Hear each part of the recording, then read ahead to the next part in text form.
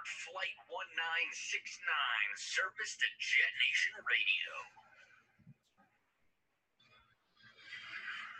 Look at what a leader this guy is. Bolt is fighting for his job this year. This is what quarterbacks are made of. Doug Middleton get a 50-yard onside kick. How stupid can you possibly be making that much money? Folks, grab a snack. Let's go eat a goddamn snack. And join Joe Blewett and Glenn Naughton for Jet Nation Radio.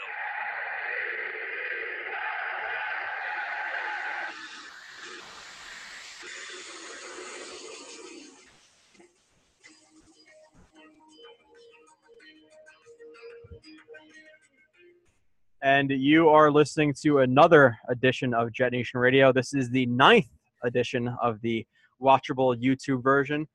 Today we are joined by myself. We are joined by Glenn Naughton, obviously, as usual, other than last week. And we are also joined by Scott from Play Like a Jet, who is a good friend of the podcast. And he's, Play Like a Jet from Turn on the Jets. We're good friends with that site as well. They do a great job over there. So he will be doing this show with us basically because I did not think Glenn was going to be able to call in as soon as he did. Called in a little bit early. So we're just going to run a 3-man show. Screw it. We can do whatever we want, really. So it is our podcast. So we're going to have some fun. We're going to talk about some different things. We already had a little bit of a Kirk Cousins talk before this. So I know that's going to come up as well. We'll talk about Todd Bowles and his extension and Mike Maccagnan and his extension, et cetera, et cetera. But before we do that, I guess I'll introduce my two co-hosts for the show. So I guess we'll go with the honorary co-host and Scott. So Scott, what is up? Talk about your show a little bit. Like I said, Play Like a Jet. You're doing a Monday Night Miracle right now with Marcus Coleman. I think you just put out an episode, a couple hours ago, right? So promote yourself a little bit, my man. Yes, sir. The 7th part of our series on the Monday Night Miracle came out today. It gets into the overtime period, and having Marcus on, especially to talk about the overtime period, is awesome because if you haven't seen the game before, he was the star of that overtime period. And if you have seen it before, maybe you can jog your memory. Go to YouTube. The NFL's put the entire game up there so you can watch along with us. If you've missed any of the series, it's up on iTunes. And like you said, turnonthejets.com. And then we're going to be doing some free agency roundtables over the next couple of months. And I'm hoping you and Glenn will be involved in that. We're getting, I guess you would say, the Jets bloggers, reporters, players, all-stars extravaganza. Anybody who's everybody, we're trying to get on. We've got a bunch of really cool guests lined up, and hopefully you guys will join the fray as well. Yeah, and as you see, Glenn is sipping his beer. It is about 8, 9 o'clock for him, so I don't think he's drinking at 2:30 in the afternoon like where it is where me and Scott are. Oh, I do that too. I've done it before too, especially if you're a Jets fan. It's cold. Dude, I'm retired. If I make it past 11 without a beer, I'm doing good. And it's cold as hell. I think Scott just said with wind chill, it's -7 or -9 right now, and that's why I'm freaking freezing right now. I don't know what it's like over where you are, Glenn, but I'm freezing my balls off over here. So hopefully this show can distract me from how cold it is. But on Twitter, Scott, you're just Play Like a Jet 1, right? All one word. Yep. Yeah, so you can follow him there. He tweets 3 million times a day, a lot of really good conversations. He'll always quote people, and he'll talk about some interesting things, whether it be analytics or film or whatever it may be. He's a big supporter of our show. Give us retweets and retweets my film. Only and stuff, 2.5 million times a day. Yeah, 2.5 million. So you can follow him at Play Like a Jet 1. You can follow Glenn at AceFan23. You can follow me at JoeRB31. Glenn, this week I did the obvious, the Patriots film review as usual. A little bit like last week, I was a little bit lazy where I only did 36 plays, which is -15 from the usual 50. And then I think the next week too, I'm going to come out with a Quincy Enunwa film review of his 2016 season to see what we're getting back in 2018. We'll talk about that on the show as well, but dude's impressive as hell. Glenn, anything on Twitter or articles you want anybody to know about? Haven't done anything in the last couple days. I have a couple things that I'm halfway through. Again, just kind of looking at some free agency. I've always liked the idea of, and if you look back at the old Tannenbaum drafts when the Jets were pretty solid, he had a couple off seasons there where he did a really good job of plugging the top 2 or 3 needs in free agency. And this is a rare off season because as we'll get into later, the fact that you might have a guy like Kirk Cousins. You look at the Bears. The Bears have 2 really good corners that are going to hit free agency. So even if they want to franchise one of them, one of those guys might shake loose. So there are some good players at positions that normally you don't see hit free agency. And as it turns out, that's that's where some of the Jets' biggest needs are. So I know we like to bitch about how this team doesn't catch a lot of breaks, but if they're aggressive enough this offseason, they're going to be able to take advantage of some really big opportunities. Cool. Yeah, so check that out. Like I said, AceFan23. You can find him on Twitter. He puts out a bunch of articles.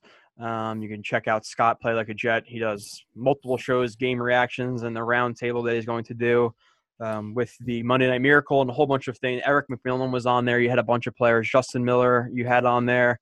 And then a couple of other guys I can't think of off the top of my head. But you had like six Kerry or seven. Rhodes. Kerry Rhodes is a really good one. Adrian Morrell. There you go. So, yeah, so check him out. But before we get into it, I got to go through all of the stuff that I usually do. We got a rating this week, which is 5-star. Got another review, which was 5-star, which we appreciate. Guy said, easily the most informative and detailed Jets podcast on the market. These guys running the show are extremely knowledgeable about football and clearly spend ample amounts of time watching film. Only issue is problems with technology, tend to freeze and lag a lot, but other than that, it's a great podcast. Glenn, figure your shit out. Hey, I think it's you, Joe. Fake news. No, I'm kidding. But we appreciate the reviews. Like I said, if you can leave a 5-star rating and review, it really does help much more than everybody knows. So please do that if you could, 5 stars, and tell us what we can improve on. Maybe we'll consider it. If it's a stupid recommendation, maybe we won't. But, you never hurts to try. So let's see what else. So I guess before we get into it, I got to do the sponsor too, Glenn. So let me just pull that up on my phone. I didn't have it prepared because, like I said, I've been a little bit lazy the last couple of weeks. Our sponsor is OddsShark. OddsShark is your one-stop shop for the latest betting resources, information, and odds you can trust. Get expert sports coverage and detailed matchup predictions straight from OddsShark supercomputer. Looking for statistics and trends on an upcoming game? OddsShark has that too. And best of all, it's free. The experts at OddsShark provide in-depth analysis for each game, packed with stats, numbers, and trends that will help you make sharp picks on game day. Before the next Jets game, head on over to www.oddsharks.com. That's ODDSSHARK.com and start playing like a shark today. All right. Last thing, go on YouTube, subscribe, watch us on YouTube. I don't know why you're not watching. Like I said, Glenn, we got thousands of listeners and not a lot of people watching on YouTube, which I guess I understand. It's a lot easier to watch or listen to a podcast driving in your car, at the gym, etc. But we do a ton of film on here. Last week was really, really film centric. So if you want to learn some stuff, or maybe even if you know the stuff, you kind of want to just watch along, I think the YouTube is a great advantage to our dedicated listeners. I know the people who do watch it enjoy it. But okay, let's get into the game because, like I said, we got 3 people, so it's probably going to be a little bit extended. Maybe not as extended as last week. Last week was, I think, like 3 hours and 15 minutes, which is crazy. But like I said, Jets lost 26-6 to the New England Patriots in Foxborough.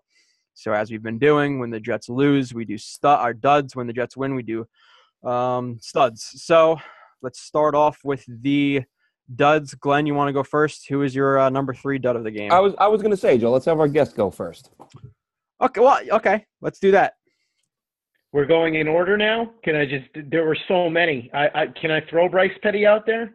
Yeah, just go. We do number 1 to 3, or actually 3 to 1. So 3 being the least of the 3 duds. No, 3 being the best of the 3. I thought I always do the worst guy last. My number counting down from 3. Yeah, that sounds fairly reasonable. Let's see. I would say Bryce Petty was number 1, so we won't put him at number 3. And I'm trying to think off the top of my head who I would put on this list at number 3 because I wasn't prepared to go first. So you know what? Actually, Glenn, why don't you go first, and then that way I can make an actual list. Yeah, sure thing. Number 3, I'm going to go with James Carpenter. I thought he had which was a shame because he had himself a really good game the previous week. But again, this week we saw him getting blown up quite a bit. And it's a recurring theme throughout the season. Carpenter, Winters, and Johnson in the middle. So he gets my number 3. I think I have the play, which the offensive line is obviously going to be in my duds, and we've been kind of staying away from that a little bit, Glenn, because the offensive line is just so bad on a consistent basis that we just kind of know they've been really crappy. I think it's this play. Oh yeah, this is just a power run, and these are for these guys who think that James Carpenter's a really, really good left tackle, apparently, but you just see Wesley Johnson and James Carpenter trying to seal the zero tech and the middle linebacker who's threatening in the B gap, and they just completely miss both of them. So Powell would probably try to cut in here because they're trying to take us into the it's the B or C gap. And you can tell that because Eric Tomlinson is kicking this guy out here, but because he can't cut through here, because if you watch again, you see our two Pro Bowlers, Wesley Johnson and James Carpenter, just completely miss their blocks. Powell has to bounce outside, which then goes for like 10 yards or whatever. But this is like a play that we bring up a lot, Glenn, where we talk about, Bilal Powell making yards for himself, and it's not really the offensive line blocking for him. And this is just another example of how bad James Carpenter is. He's a perfect angle on him and just completely misses them. So it's just reoccurring theme. I just wanted to, I guess I just bring that up for to point out your reference of how bad he played. So. Yeah, I mean, again, another rough game for him, and I didn't realize till today, just because I hadn't looked at it in a while. His cap number, he is very, very cuttable this offseason. I thought that it was a kind of an iffy situation, but it's a $2 million hit with a $4 million savings if they cut him loose. I know they don't need the cap space, but I think if they feel like they can get an upgrade, he might be gone. Yeah, Scott, what do you think about James Carpenter play this year? Because we've talked about it a lot on this show, and I know he's like Pro Football Focus is like 63rd ranked guard in the league, which we don't really refer to a lot. But I got it not in a heated debate. It wasn't even a debate because me and Kyle Smith both agree. But we talked about how people are saying this guy's a Pro Bowler, which I think is so far from the truth. Where this year he's a really bad starter to a good backup like play, and maybe he'll bounce back. But this year has just been terrible for James Carpenter. I saw not to interrupt, but to kind of play on that point, and you see how guys really do live on reputation, especially with the casual fan, and even some of the diehards too, the rabid fans. They kind of don't see it, but I did that. Every year they do that keep them or dump them in the Daily News. And the only reason I do those is because I want to see where the fan base is, because that you got to vote to see how people are voting, and I think it was like 73% of people said keep James Carpenter. And like 48% said keep Wesley Johnson. I was like, what the hell? Who's voting in this thing? I think I thought Wesley Johnson was going to be like, maybe it was supposed to be 4.8%, but I swear it said 48%. Yeah, I think Carpenter's been subpar this year. I think besides this year, though, he's been pretty solid since they've signed him. Absolutely. So that's why I could see cutting him if they feel like they have somebody better. But I feel like if they plug in a better center, because Wesley Johnson was horrible. He's one of the worst centers in the league this year. I think if they plug in a better center there, it would be worth keeping Carpenter around to see if he bounces back, because even though it's not a huge cap hit if they cut him, he also isn't due a lot of money this upcoming year. And if he can get back to his former form and be a solid starting guard, it would be worth having him. So I probably would hang on to him. But, yeah, Wesley Johnson's embarrassing. And yeah, I agree. He's lived off reputation this year. And you guys both know this. Joe, you study the film extensively, so you know this more so than most, especially with offensive linemen and defensive linemen who aren't sack artists. Guys live off of reputations, because if you're a casual fan, you're not sitting there and studying what each guy did on a specific block or what happened on a specific play or, which guy the running back ran behind in a lot of cases. You just know, okay, this guy has a reputation for being good. And unless you specifically see him getting beat a lot, you just think, okay, well, James Carpenter was good the last 2 years, so he's probably good again. I'm not hearing that he's bad. So I think there's a lot of that's going on with him. With Winters, obviously, we later found out that he'd been hurt pretty much the whole year and been kind of playing with all kinds of injuries. So maybe he bounces back as well. But I think that's a lot of what happened with Carpenter. Like you said, Glenn, he was living on reputation. And I think that the center position, the fact that we went from Wesley Johnson being there for a couple of games and playing okay to being there the full year and being horrible, probably impacted him a decent amount. So I'd be curious to see if he bounces back, if they add a center who's better. I think as far as me with duds, the secondary gets a few of those this time around, and I think that one of them's got to be Justin Burris. I think now, at best, you could say he's a rotational piece that comes off of the bench. Any thought of him ever being any kind of starter in the league has got to be gone. He did not play well on Sunday. Saw him get beat like a drum a couple of times. And, listen, as much as we bagged on Darryl Roberts and how he's not that good either, he's better than Burris. I mean, it's not saying a lot. So the fact that you can't even play better than Darryl Roberts, to me, shows that, again, maybe he's a fourth or fifth cornerback, but they're going to have to upgrade in the offseason. Yeah, I have a play of him somewhere, Burris. It might be keyed up somewhere in here. Maybe I'll bring it up later and I'll show everybody. But yeah, there's just a time where I think it's a power run to the right, and Burris just takes a terrible angle in the open field again, which he does a lot. Especially if he's going head on with guys, he definitely takes terrible angles. Like now, if he's coming from the side in pursuit or something like that, yeah, he might make a tackle like he did twice last week on. I think it's like a swing pass in the screen, but when he's coming head on head with a guy, he's really, really bad in the open field. And we've seen at least maybe 4 or 5 big plays allowed by Justin Burris when he's in the game, just people running right at him because they know he can't tackle or he just takes terrible angles. So I definitely agree with him being in your duds list. And my number 3 is Darren Lee, actually, and we haven't brought him up too much this year.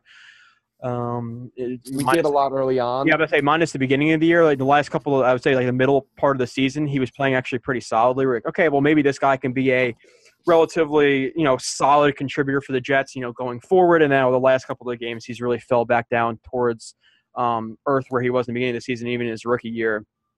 And I think I labeled this clueless. I don't even realize. I always forget that I like label it. People can see it when I do the show. Did I put it up on the screen? Yeah, I did. Okay. Yeah. Sometimes the green thing doesn't go around it, which is weird. But this is just a mixture of man and zone, and you actually see Marcus Maye take an angle too far to the outside, and Amendola is just a quick hitch.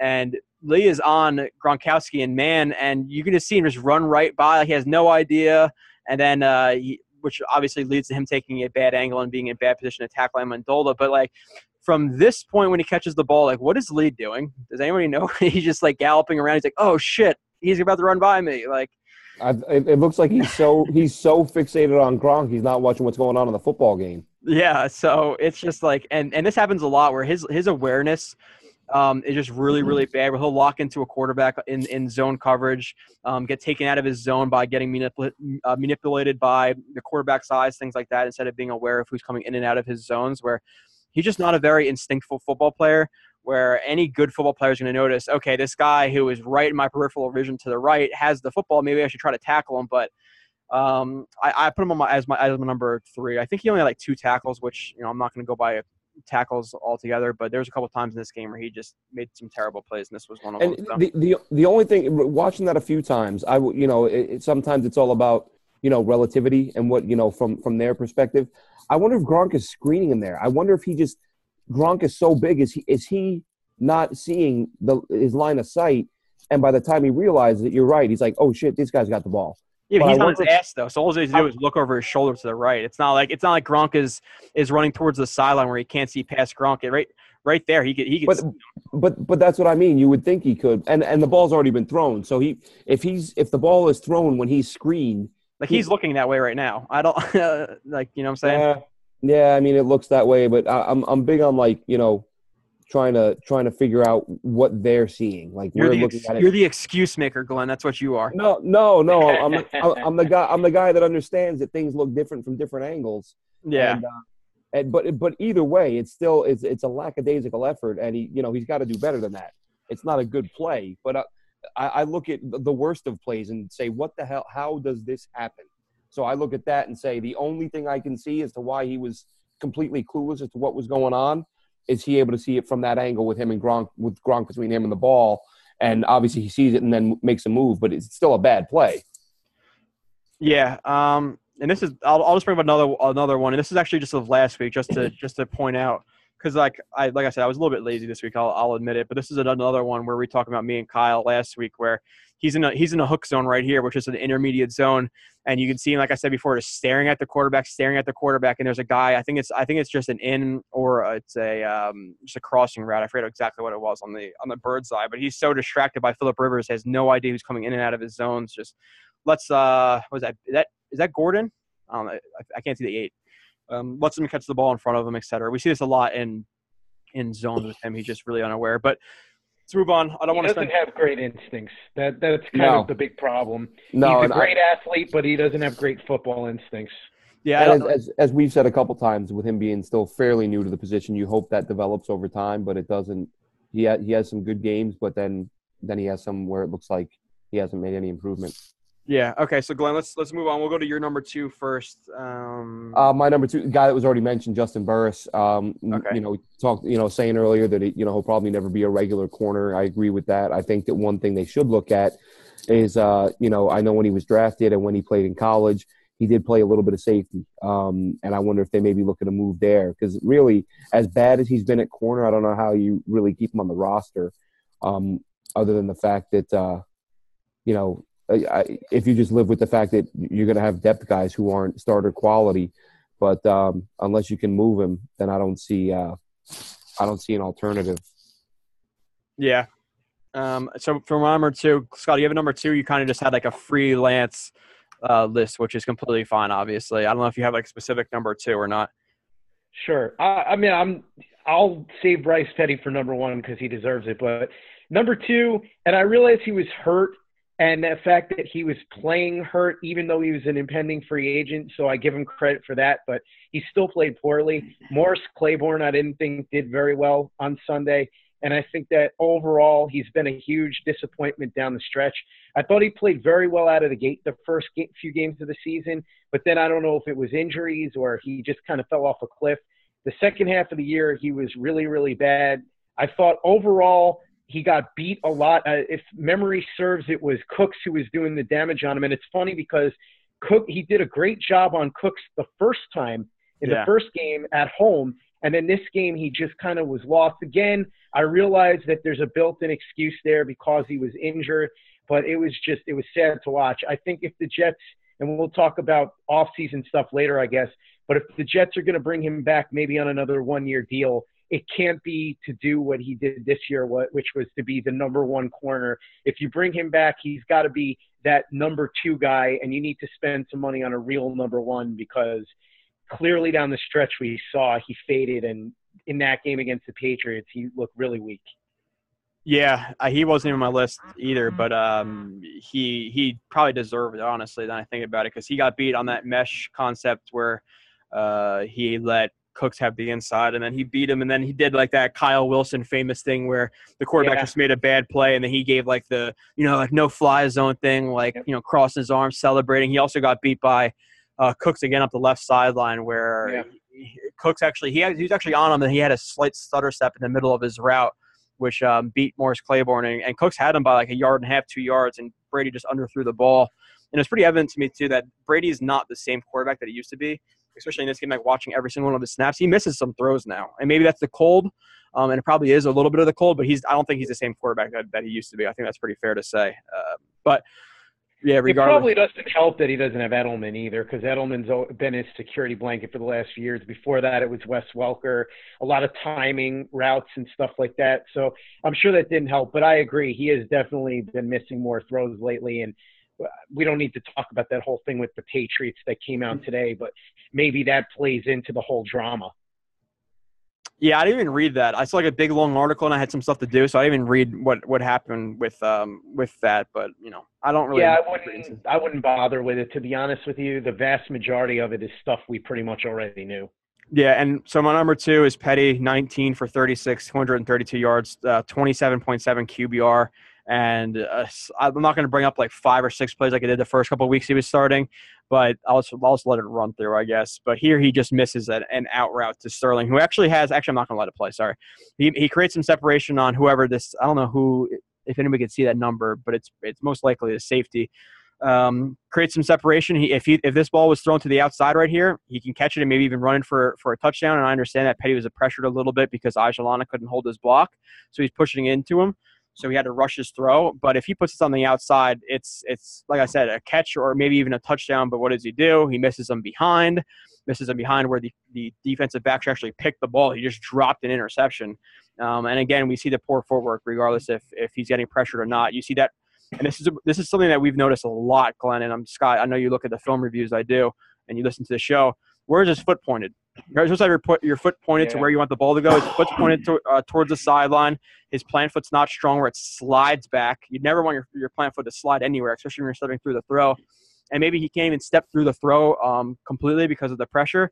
But still, you don't want your plant foot to slide. And even if it's a 15-yard throw on an out, this is an easy throw for an NFL quarterback, and he misses it completely where it should have been an interception. So Petty's he's been really, really bad, where somebody commented, I think the other day, or I was telling you, Scott, before, where somebody's like, oh, well, this throw that I'll bring up later is a dig, and it's a really nice throw. He's an NFL quarterback, but it's about consistently doing it, and he's extremely inconsistent, where he might make 2-3 good plays a game, but then there's, 15 other ones where he looks like he should be a third string, on a team. So, Glenn, thoughts on Petty this game? No, he was terrible again. He struggles.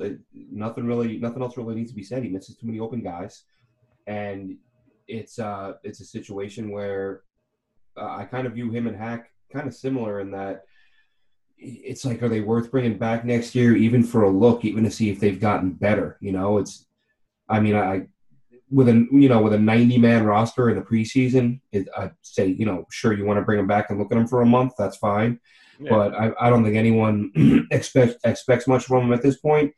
But it's maybe it's the the Jet fan in me that's tired of not having a quarterback, and as bad as he looks, I look at guys like when I look at his numbers, and I don't know why, but it hit me the other day as I was watching this game and I see him missing all these passes. This image of and I said this the other day. I did the No Fly Zone guys show. Anytime you say two names in the same sentence, people automatically say you're saying that guy is that guy, and I'm not.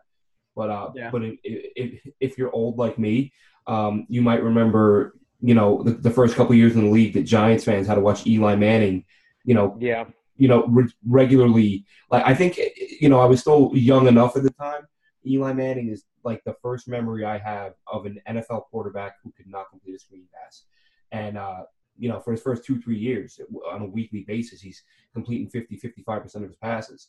And again, no, I'm not saying, just hang on to him, he'll be Eli Manning. I'm just saying that with a 90-man roster, a full offseason, and a full training camp, keep the guy around, see if he doesn't suck, and if he does, you let him go. Hold on, so Glenn, you think he might be able to develop into a guy like Eli Manning? I think what I'm saying is he'll be better. Yes, that's what I'm actually saying. He's going to win 2 Super Bowls, Glenn.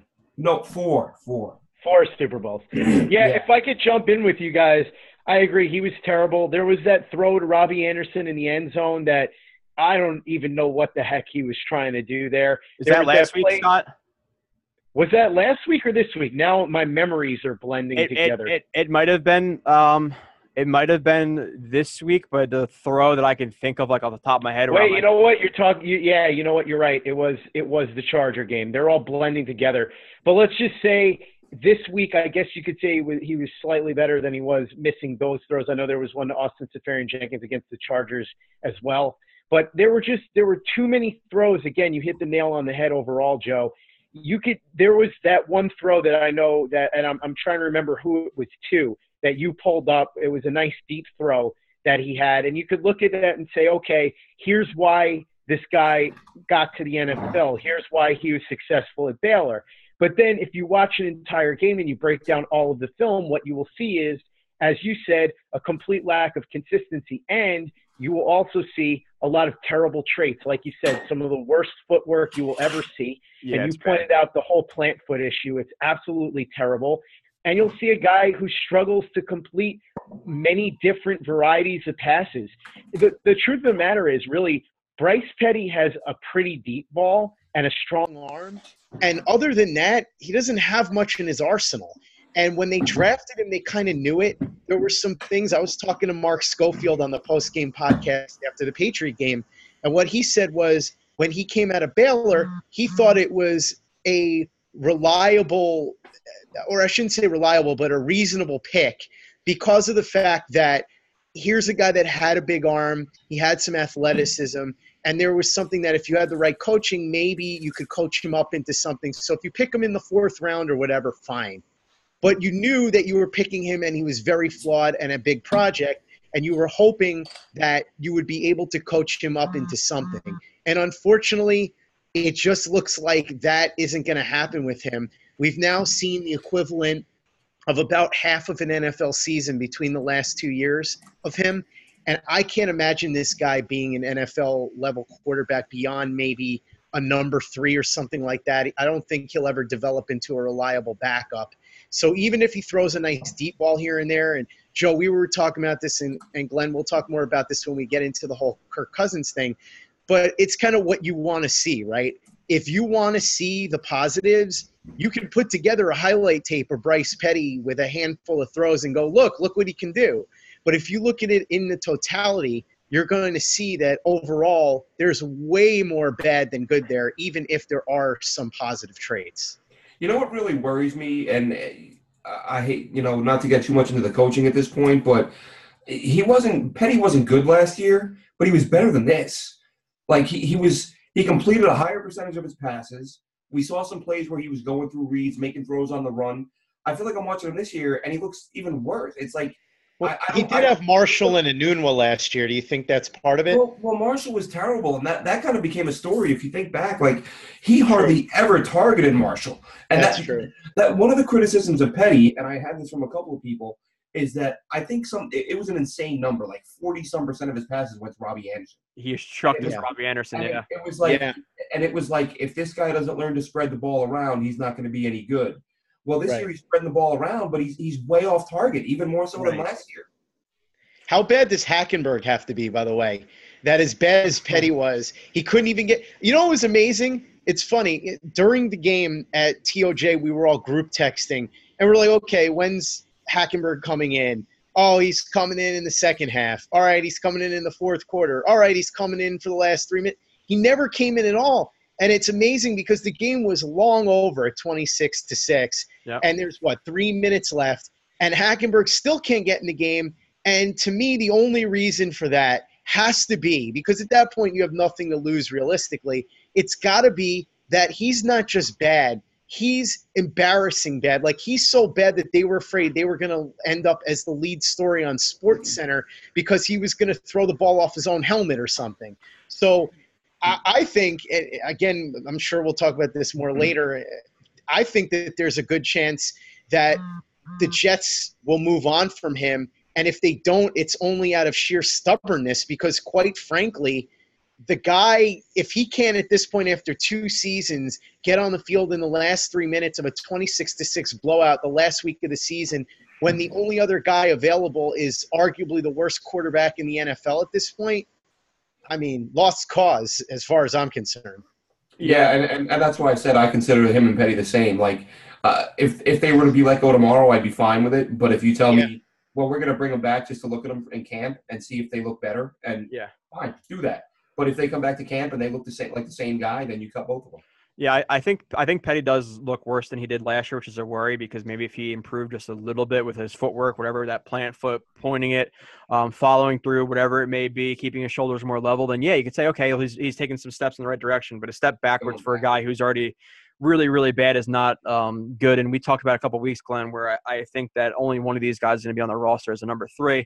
If they do even carry a number 3, there's teams who only carry 2. So let's say, for whatever example, I know you guys want Kirk Cousins, I do too, but let's just say they draft Mayfield and they want to sign Maccagnan. I can see them with only 2 quarterbacks, especially with the Jets roster, who's going to, have $100 million or right around there to bring in new guys and more valuable role players. So do you really want a Petty or a Hackenberg to take up a Josh Martin maybe as an outside linebacker as a backup? Probably not. Or hopefully a backup.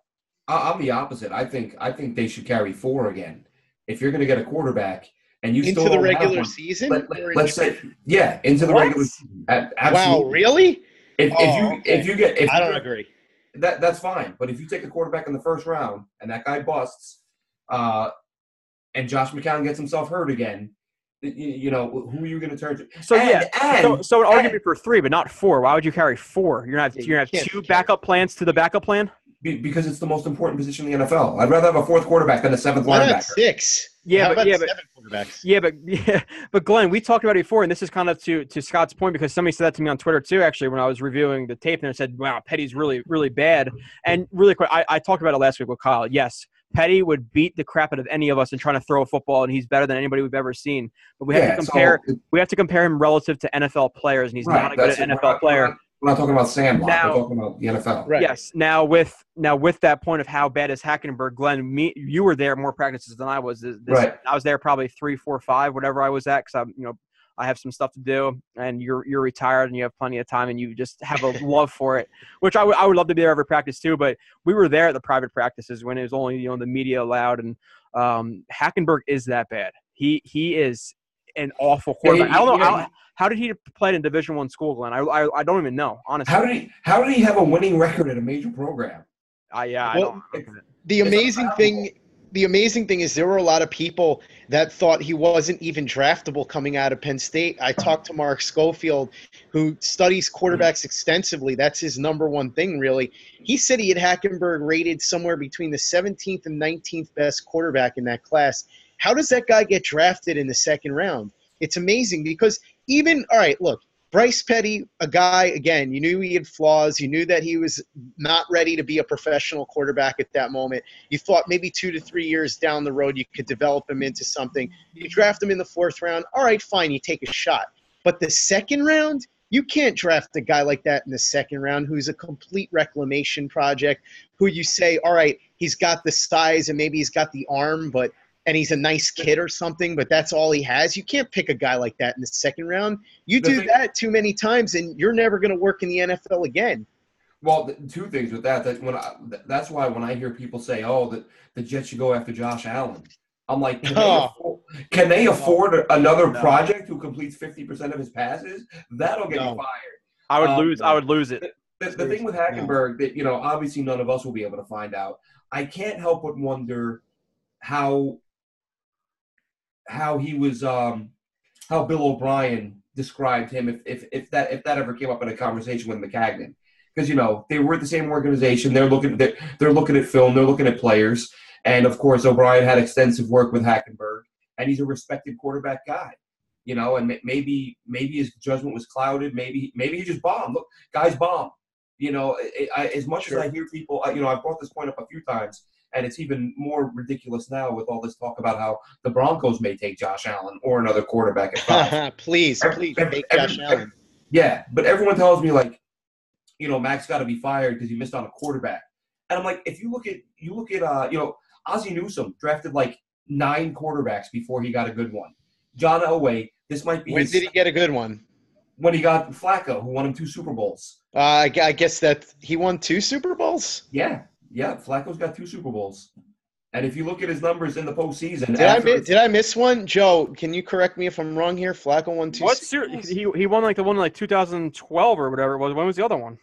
I thought, did he not win a second one? Am I wrong on that? He only won one. He only won one. Ray Lewis last year.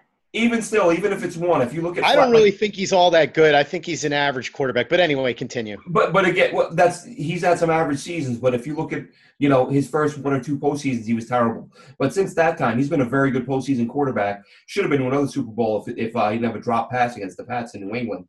But basically, this is my point.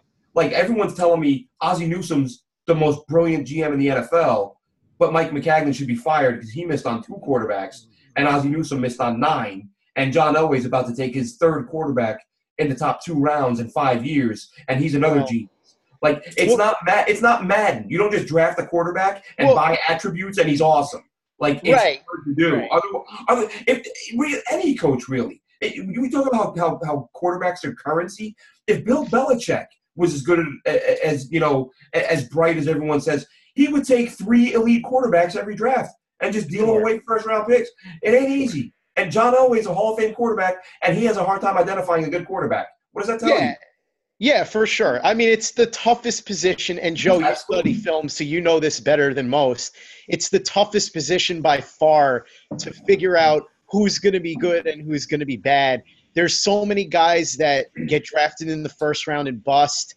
And there are occasionally guys that get picked in the mid-rounds like Kirk Cousins who end up being pretty good. Russell Wilson, exact, Tom Brady, or even a guy like Tony Romo or Kurt Warner who doesn't even get signed. Yeah, Romo's undrafted. Yeah, exactly. They didn't even get drafted. I think the thing with Maccagnan is, Ozzie Newsome and John Elway missed on quarterbacks, and obviously you're going to miss on some, but they have more leeway because of the fact that obviously John Elway, not only a legendary player, but a legendary executive as well, now bringing a Super Bowl to the Broncos, being able to recruit Peyton Manning, which was huge. That's what I mean. That's what I mean. He won a Super Bowl because Peyton Manning fell in his lap. Right. But I'm saying the reason why Maccagnan – If Kirk Cousins falls in Maccagnan's lap this offseason, this time next year Maccagnan's going to be a genius. Oh, yeah. No, listen, I'm not disagreeing with that. I'm just saying the reason that Maccagnan is getting all this crap, whereas Ozzie Newsome and John Elway don't, is because Elway and Newsome have track records. I mean, Newsome can point to his resume and say, I drafted this guy, this guy, this guy, this guy, this guy, this guy. I know you guys do more of a film-intensive show, but you guys also know that as, 3 drafts in, Maccagnan's had kind of a shaky draft record. Now, don't get me wrong. Scott, you froze up a little bit. I don't know if. Yeah, he looks like he's muted. I don't know if it's because he's frozen. No, he just. Oh, he's frozen. Yeah, he's frozen. But just in unmute audio, so he doesn't get as much leeway. Glenn, not Glenn. Scott, you were just muted for like the last couple of seconds. 15 seconds. Whose phone is that? It's okay. He's muted again. We'll try to get him.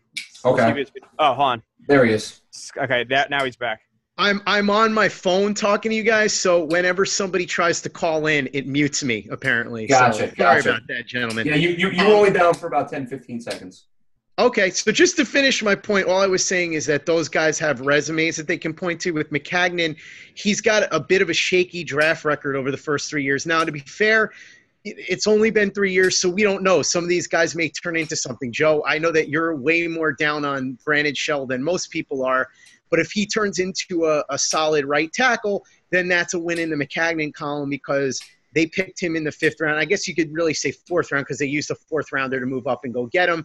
If Burris eventually turns into something, I don't think he will. But I'm just saying guys like that, it's a little early. You might have a chance for them to be decent.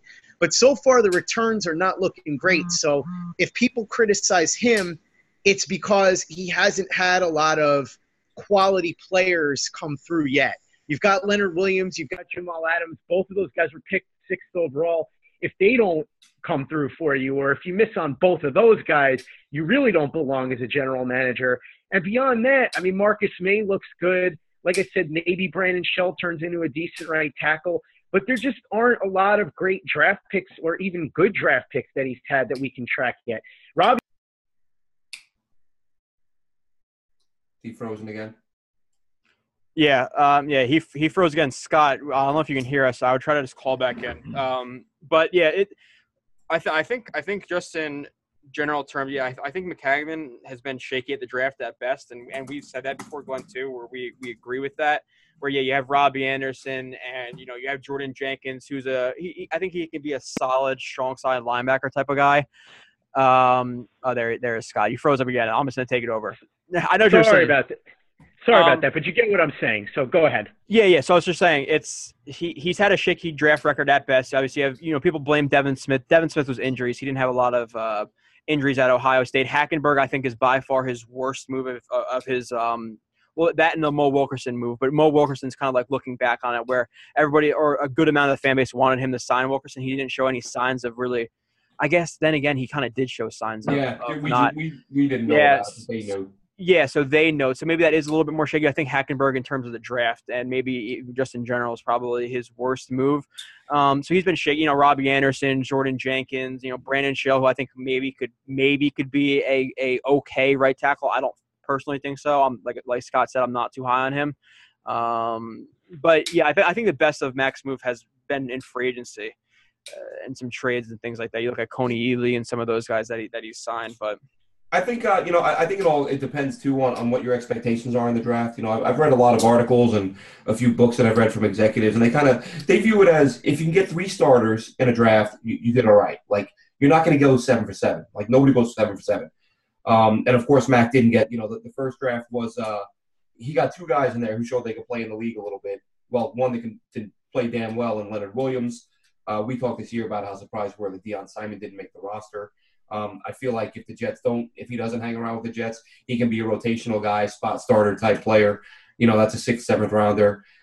As far as injuries go, quite a few injuries to this year's cast. And we say all the time, you got to give a draft class 3 years to do a fair evaluation. And as of right now, he's got one draft class that's got 3 years behind it. And it hasn't gone well. Malden's been injured, and he wasn't very good last year. Deion Simon's a practice squad guy. Leonard Williams, obviously, is Leonard Williams. So you have 3 guys technically on the roster, but it looks like you only got one good player out of the group. But then the second-year group looks better than the first-year group, and the third-year group looks better than the second-year group. So this isn't a John Idzik situation where you're picking 19 guys, you got one football player out of the group. No, and we'll get into his contract extension in a little bit. It's not like he's going to be here forever. The Jets can get rid of both of Bowles and Maccagnan next year if they really wanted to. And that's why we've been me and you, Glenn, I think in general, we've been just kind of okay with Maccagnan. We don't think he's a superstar. We don't think he's terrible. We're kind of shaky on him. Let's see what he does in the next couple of years, how his draft picks develop. But yeah, if he doesn't get a quarterback this year, you got to fire him. Like that's why I've been saying all along. I've been saying on the show all year, people that get on me, oh my God, I can't believe you're happy we won a game. You should be in for the tank.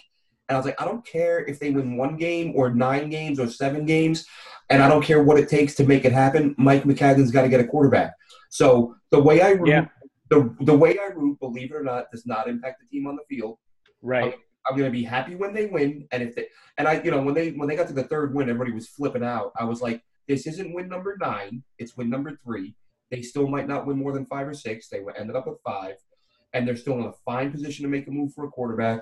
And I hear people that are you literally still have people bawling and crying their eyes out over taking 2 safeties last year. And I'm like, both the guys can play. And these tired old jokes about, oh, I wonder which safety he's going to take in the first round this year. These people, they're getting a quarterback, whether it's free agency or the draft. They are 1,000,000% getting a quarterback. If they don't, Maccagnan's got to be out on his ass. And I like the guy. I like him, but he's got to be fired. Glenn, if I could just agree with you there for a second, especially on the safety and the quarterback thing, I was fine with them picking 2 safeties because they needed 2 safeties. And I know that people will say, well, why would you pick 2 safeties? It's not that important a position. I mean, the fact is, if you looked at that roster going into the draft, it was a terrible roster. So they had needs everywhere. So the way I looked at it was talent is talent. Take who you think the best players are and roll with it. And it looks like those 2 guys are probably going to be the safety combo for, you would assume, barring injuries or something, for the next decade. So I'm okay with that. And to back up your other point, the quarterback thing is all that it has to happen. I mean, it begins and ends there. Period, end of sentence right now. They got to get a quarterback. I was on the ESPN radio affiliate in Syracuse a week or 2 ago, and they asked me that. They said, what do the Jets need to do? I said, well, they need to do a bunch of things. But if they don't get a quarterback, none of the other things are really going to matter that much. And you're right. Maccagnan, this is his shot. He's got $100 million in cap space. He's got 3 picks in the top 50 now because of that Seattle pick, which actually ended up being a lot better pick than we thought it would be. Much better. I thought that was going to be number your 61, if not 60. What pick? Yeah. I haven't even looked at exactly. What pick, number is 49. it? 49. Okay, so they got 3 picks to the top 49 picks. So, listen, this is another, for me, an argument in favor of Kirk Cousins, because if you get Cousins, now your biggest need by far is off the board. If you're at number 6 now, you can either draft a Bradley Chubb or you can trade out of that spot to a team that needs a quarterback and pick up a bunch of extra picks and add even more firepower. Now, the thing here is that Maccagnan has no excuses anymore. He's got every weapon at his disposal. He's got $100 million, 3 picks in the top 49. He's got to deliver now. And like you said, Glenn, if he doesn't deliver, and that especially includes a quarterback, it doesn't matter that he signed an extension. He's out of here. None. Yeah, and we're going to get into Kirk Cousins in a little bit later because I know you guys are itching to get to that, which obviously we all agree on the Kirk Cousins. So there's not going to be too much argument here. But like I said, we'll get into our reasoning in a little bit. But yeah, Maccagnan, a little bit shaky. Hackenberg, people who say, oh, he's tied to him at the hip. I think that's beyond foolish. It's a bad pick. He's not tied to Hackenberg. He didn't take him number 1 or 2. Petty was a flyer in the 4th round. He's not a failed pick. Everybody knew Petty. Really, Hackenberg too. Everybody said when they were taken, these guys are 2 or 3 year projects. Yeah, you don't take a 3 year project and then fire him in year 2.5 or 3 because he's not ready yet.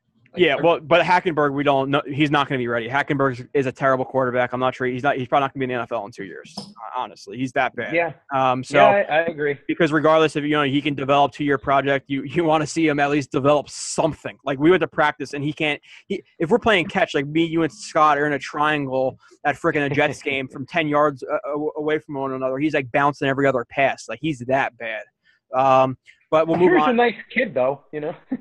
That I don't care. He could be an asshole. Like Baker Mayfield might be an asshole, but if he's leading the Jets to the playoffs, I know. I'm just joking. No, how many reports we heard about what a nice guy he is. Yeah, nice smile. Big, tall, good-looking white kid. Yeah, he's going to be a great quarterback, but he sucks. Yeah. So and in terms of the quarterback thing, really quickly with Maccagnan, yeah, if he doesn't walk out of free agency with at minimum. Kirk Cousins, maybe a Tyrod Taylor where you guys stand on him. I know you guys both like him, and we'd be okay with that. And maybe draft a quarterback in the first or second round as well. Maybe an Alex Smith. We're not going to talk about that all now, but regardless, like you said, Glenn, he's 31 years old and is still pretty solid quarterback. So, but we'll see if he doesn't. Smith? Yeah, if he doesn't walk out at least. Is he 34? Yeah, pretty sure he's 34. I think he's like 31 or 32. I'll look it up. Go ahead, keep talking. I think he's 31 or 32. But regardless, if you don't walk out with either a first-round quarterback who has a lot of hope or a bigger-time free agent quarterback who's going to cost a decent amount of money, it's a failed offseason, and he's probably going to be fired because if you walk into next year with Josh McCown and a third-round rookie, it's just not going to work out. Yeah, Alex Smith actually is 33, so he'll probably be 34 next season. That's okay. So I thought he was like 30, 31. Yeah, so I'm going to cancel out Alex Smith then. I don't want Alex Smith. But regardless, I want a guy who's Kirk Cousins is 29, Tyrod Taylor isn't old either. So if you walk out with one of those guys, Kirk Cousins or Tyrod or Mayfield or if you like Jackson or Rosen or whoever it may be, I'm fine with that. But with Alex Smith, that is discouraging that he's 33. But if he's 33 and you can get him to sign a 3-year deal and take a quarterback in the first round, I'd be fine with that. But you're going to have to trade for him though. Right, exactly. It's going to depend on, are the Chiefs going to be realistic if they're looking to move him? Because you can't give much. Part of me thought, and again, this is when I thought he was 30, 31. I would have given up a couple second-rounders to get it because I thought he gives you 6 years, 7 years. But at 33, he'd give you 3-4 years. That's not worth it. Yeah, no. If you draft a quarterback in the first or second, you want him to start for a year or two and develop them behind him. Then maybe I could see that. But let's move on. I don't want to talk about quarterbacks for an hour. Number one dud for me is the offensive line. I'm bringing up a couple plays because like I said, we have 3 people and we are. I kind of do want to move this fast, where I don't want it to be as film centric as the last show because, like I said, we're talking about some more topics. But this is just another play, just terrible. This is an inside zone running play, inside zone split. Sorry. And Wesley Johnson, just absolutely no awareness. Like we've said before, Glenn, how does he expect Dozier to get leverage on this one technique? He's not going to be able to, especially when the run is going to the left. So Wesley Johnson just leaves Dozier on an island, and then 93 makes a tackle where what is that? That's McGuire. Sorry, McGuire takes like a loss of whatever it is, 4 or 5 yards. But it's because Wesley Johnson has no awareness to help Dozier on the combo block. So that's just a bad play from the offensive line where the running back has absolutely no chance. Poor Dakota Dozier. No, Dozier has been playing not too well either, Glenn. I know you're a big Dozier guy, but he looks pretty bad. He was bad this week. He really was. Yeah. Is this the same? This is another zone running play, and this is Wesley Johnson again. And this is where you could say, okay, well, he doesn't help the offensive line in their rankings and et cetera. This is just more on him. This isn't James Carpenter or anything like that. But here, just another zone running play. He's trying to help Carpenter get leverage on number 94, who is the 2 technique. And he comes off the combo block way too late. And look, a linebacker runs right into the backfield and tackles. I think that's is it Powell? Yeah, Powell in the backfield. So. And the number of Jet fans I've heard this year say our running backs suck. I'm like, really? Like the running backs are the problem? Look at this. Like what is Powell supposed to do here? Oh my God, he didn't even score a touchdown on this play. He sucks. These offensive linemen have inside leverage on the defensive linemen and the linebackers like they're supposed to have because Powell's supposed to cut through this gap. I'm not sure what the gap is. It's the B gap. but he has no chance to cut through the B gap because Wesley Johnson has no awareness and just lets the linebacker shoot through the backside A gap into the backfield. So it's just so beyond bad. But Scott, any thoughts while I pull up the next one, and we'll move on to some other topics? I think Bilal Powell is pretty good, and he showed it again when he gets opportunities. I don't think that he's the Le'Veon Bell, 25, 30 carry a game guy, but I think in spurts he's shown that he can be a solid weapon. I think he's one of the better offensive players on the team when given opportunities. I thought he was underused again a lot this year. Look at that hold. Yeah, and this is another one too. I think I forget I think this was a spacing concept, which is usually just a flat route from the running back or the Y, and then 2 hitch routes or snag routes. Wesley Johnson says this is a clothesline concept. Yeah, no, watch, and he holds him, which is bad. It's not even called in that play, which he did that like 3 or 4 times this game. It wasn't called. But look at Ajalana, and I will defend Petty here. Nobody was open here at all. That's what I was just about to say with the offensive line, as I was saying with Powell. The offensive line, I think, is a big reason why Powell and Elijah McGuire didn't do better this year. Forte, not so much. I'm not going to blame them for Petty, but McCown, the fact that he was able to stand upright for 13 games is kind of a miracle. Like this on Ajalana, like I understand that they play extended, so you can't block a guy forever, but he's not even chopping his feet. He just pushes him away. How about you block until you hear the whistle? Like, you don't get a lot of opportunities. You're a backup. You think you want to put some good film out there for a contract, and you stop freaking blocking. Like what is it? So this is not Petty's fault at all. Maybe he shouldn't have scrambled out as far to the right. Maybe he could have stepped up right here. But I'm not killing him for this. It's just Wesley Johnson being probably the worst starting center in the NFL, and Ajalana just stopped blocking. So safety there. So the offensive line this year, it's abysmal. It is. I think Ajalana is going to get cut. I think I was so happy, not in a bad way. I was so happy to hear that Brian Winters has been playing with a torn abdomen, because how many times, Joe, on the show have I said that, like, there is no reasonable explanation as to why Brian Winters just forgot how to play football. Like, he was good last year. He wasn't great, but he was plenty good. He was a guy. He was above average, in my opinion. And he was a guy you could do just fine with at right guard. And this year he was so bad, and I kept saying it. Like, you don't forget. It's not like he's 32 and you're like, oh, he hit a brick wall at his age and now he doesn't have it anymore. He's in year 5, and he just was so bad that when they said he had the torn abdomen, I said, well, that explains it. Right. Because, having a torn abdominal muscle and trying to push around 300-pound people who are trying very hard not to be pushed around, you're going to look a lot like Brian Winters looked this. So now I look at it like, and to go back earlier with the James Carpenter thing, I don't necessarily disagree with that. Joe and I have said a million times on this show this year that, look, for the most part, I mean, the guards have been bad at times regardless, but we have said largely you have to consider how bad the center is. And I know you mentioned that earlier. Sure. We've said many times how much of this is because the guards are thinking in the back of their mind, I'm responsible for my guy, but I got to keep half an eye on Wesley's guy too, because he's going to get beat. So I wouldn't have an issue with bringing Carpenter back. But they've been so bad. We've said a million times what the hell is going on here. So to hear that Winters was playing with a serious injury was like, all right, that's – but now here's the bad part of it. Why the hell was he playing? Especially when they were eliminated, especially when you knew your season was over. And it took, when did he go on IR? Week 15? And he tore an abdominal muscle in week 2? It's a good question. I mean, like you said, to get back to your point, and the reason that I brought up Bilal Powell during an offensive line discussion, and I was saying that I think he's pretty good, and I think McGuire is capable of making plays. The offensive line's gotten 0 push this year. And in this particular game, they weren't doing a good job of protecting the quarterback. But I think that they were even worse in the run blocking in a lot of these games. And that's what I was getting at with Powell. I think that he could have been an even bigger weapon. He produced when he was given the opportunities. But, man, it's tough behind that offensive line when the 2 guards are playing so poorly, when you have the worst center in the league. Beecham was okay, I guess, and Shell was kind of up and down. I know that, Joe, you're not a big fan of his, but I thought he had at least some moments.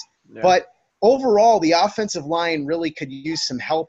I think that if the right possibility comes up, either at guard or tackle, maybe You take a look at bringing in different starters. Obviously, they have to bring in a better player at center. And this kind of reminds me a little bit in a different way. Glenn, you may remember this. In 2008, Tannenbaum went out, and he spent a lot of money to fix up that offensive line. He went and paid Damian Woody and Alan Faneca, and that was because the offensive line in 2007 really suffered, and it looked like D'Brickashaw-Ferguson took a step back from his rookie season. And in part, it was because he seemed to be trying to compensate for the poor play of the other guys on that offensive line. So with Faneca and Damian Woody in tow, he seemed to improve his play back to around where he was his rookie year. And so maybe we see that with Winters and Carpenter. If they get a better center, maybe they draft Billy Price or they sign Ryan Jensen or somebody like that. Maybe those guys start to play a little bit better, more along the lines of what we were accustomed to last year. But, I mean, there's no way to know until they improve that center position. But like I said, I think guys like Bilal Powell really suffered for the bulk of the year. We didn't really get to see what Elijah McGuire could do. And I think that the offensive line is a big part of the reason why the running game was a non-factor for the vast majority of the season. It is the reason, yeah. Yeah, okay. You can just come right out and say it then. Yeah, and how many times did we say, Joe? It was that was one of the most disappointing things, because as bad as this team was supposed to be, obviously they were much better, and this is despite the fact that Winters and Carpenter, two guys who were considered the strength of this offensive unit, it was like, well, at least we have these guys and we can have a strong run game up the middle that teams will have to respect, and that just went completely to down the tubes. And you still had a functional offense, which functional shouldn't be the goal.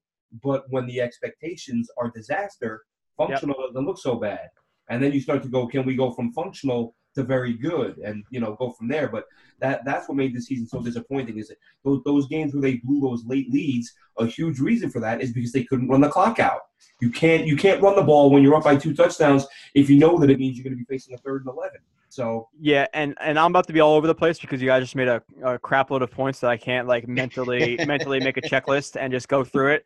We're old, our minds wander. Yeah, now the offensive line, in terms of just everybody, it's like you said, Glenn, we've talked about many times, it's hard to, either for a young quarterback or a 38-year-old in McCown, to have to throw the ball 40, 50 times a game to win, and you can't run the ball to either, 2nd and 3, you can't run the ball, and you're putting in McCown in a 3rd and 4, 3rd and 5 all the time, where they literally can't gain a yard at times in these games where, you'll see a couple of good plays, but majority they were terrible. Now, in terms of the offensive line, in next 3-4 years, I'm expecting a completely new offensive line. I think Beachum has been far away the best player on this offensive line. I think if you watch the film, you would not be able to disagree at all.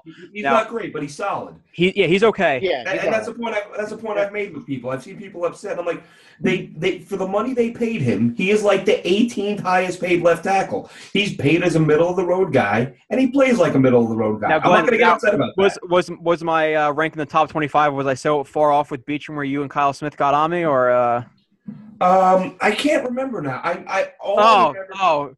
All I remember saying is that I was not as high. I didn't say he sucked. Weird that you forget at this moment. No. I'm kidding. I'm kidding. No, I guarantee, because I remember watching the film, and I remember exactly what I said. I said that a couple of years ago when they tried to sign him, I hadn't watched a lot of film on him. It was based on what I read, and I really wanted him. But once they signed him and I went back and watched the film, I came back and I said, he's okay. He's not. I thought he was great based on what I was reading, but I didn't dislike the signing. But I basically went from really wanted the guy to okay, I'm happy with him. And that's how I'm coming out of this. You're like, he wasn't great, but he was good, and he got paid to be good. And you see people rip him. Oh my God, we paid $11 million for this.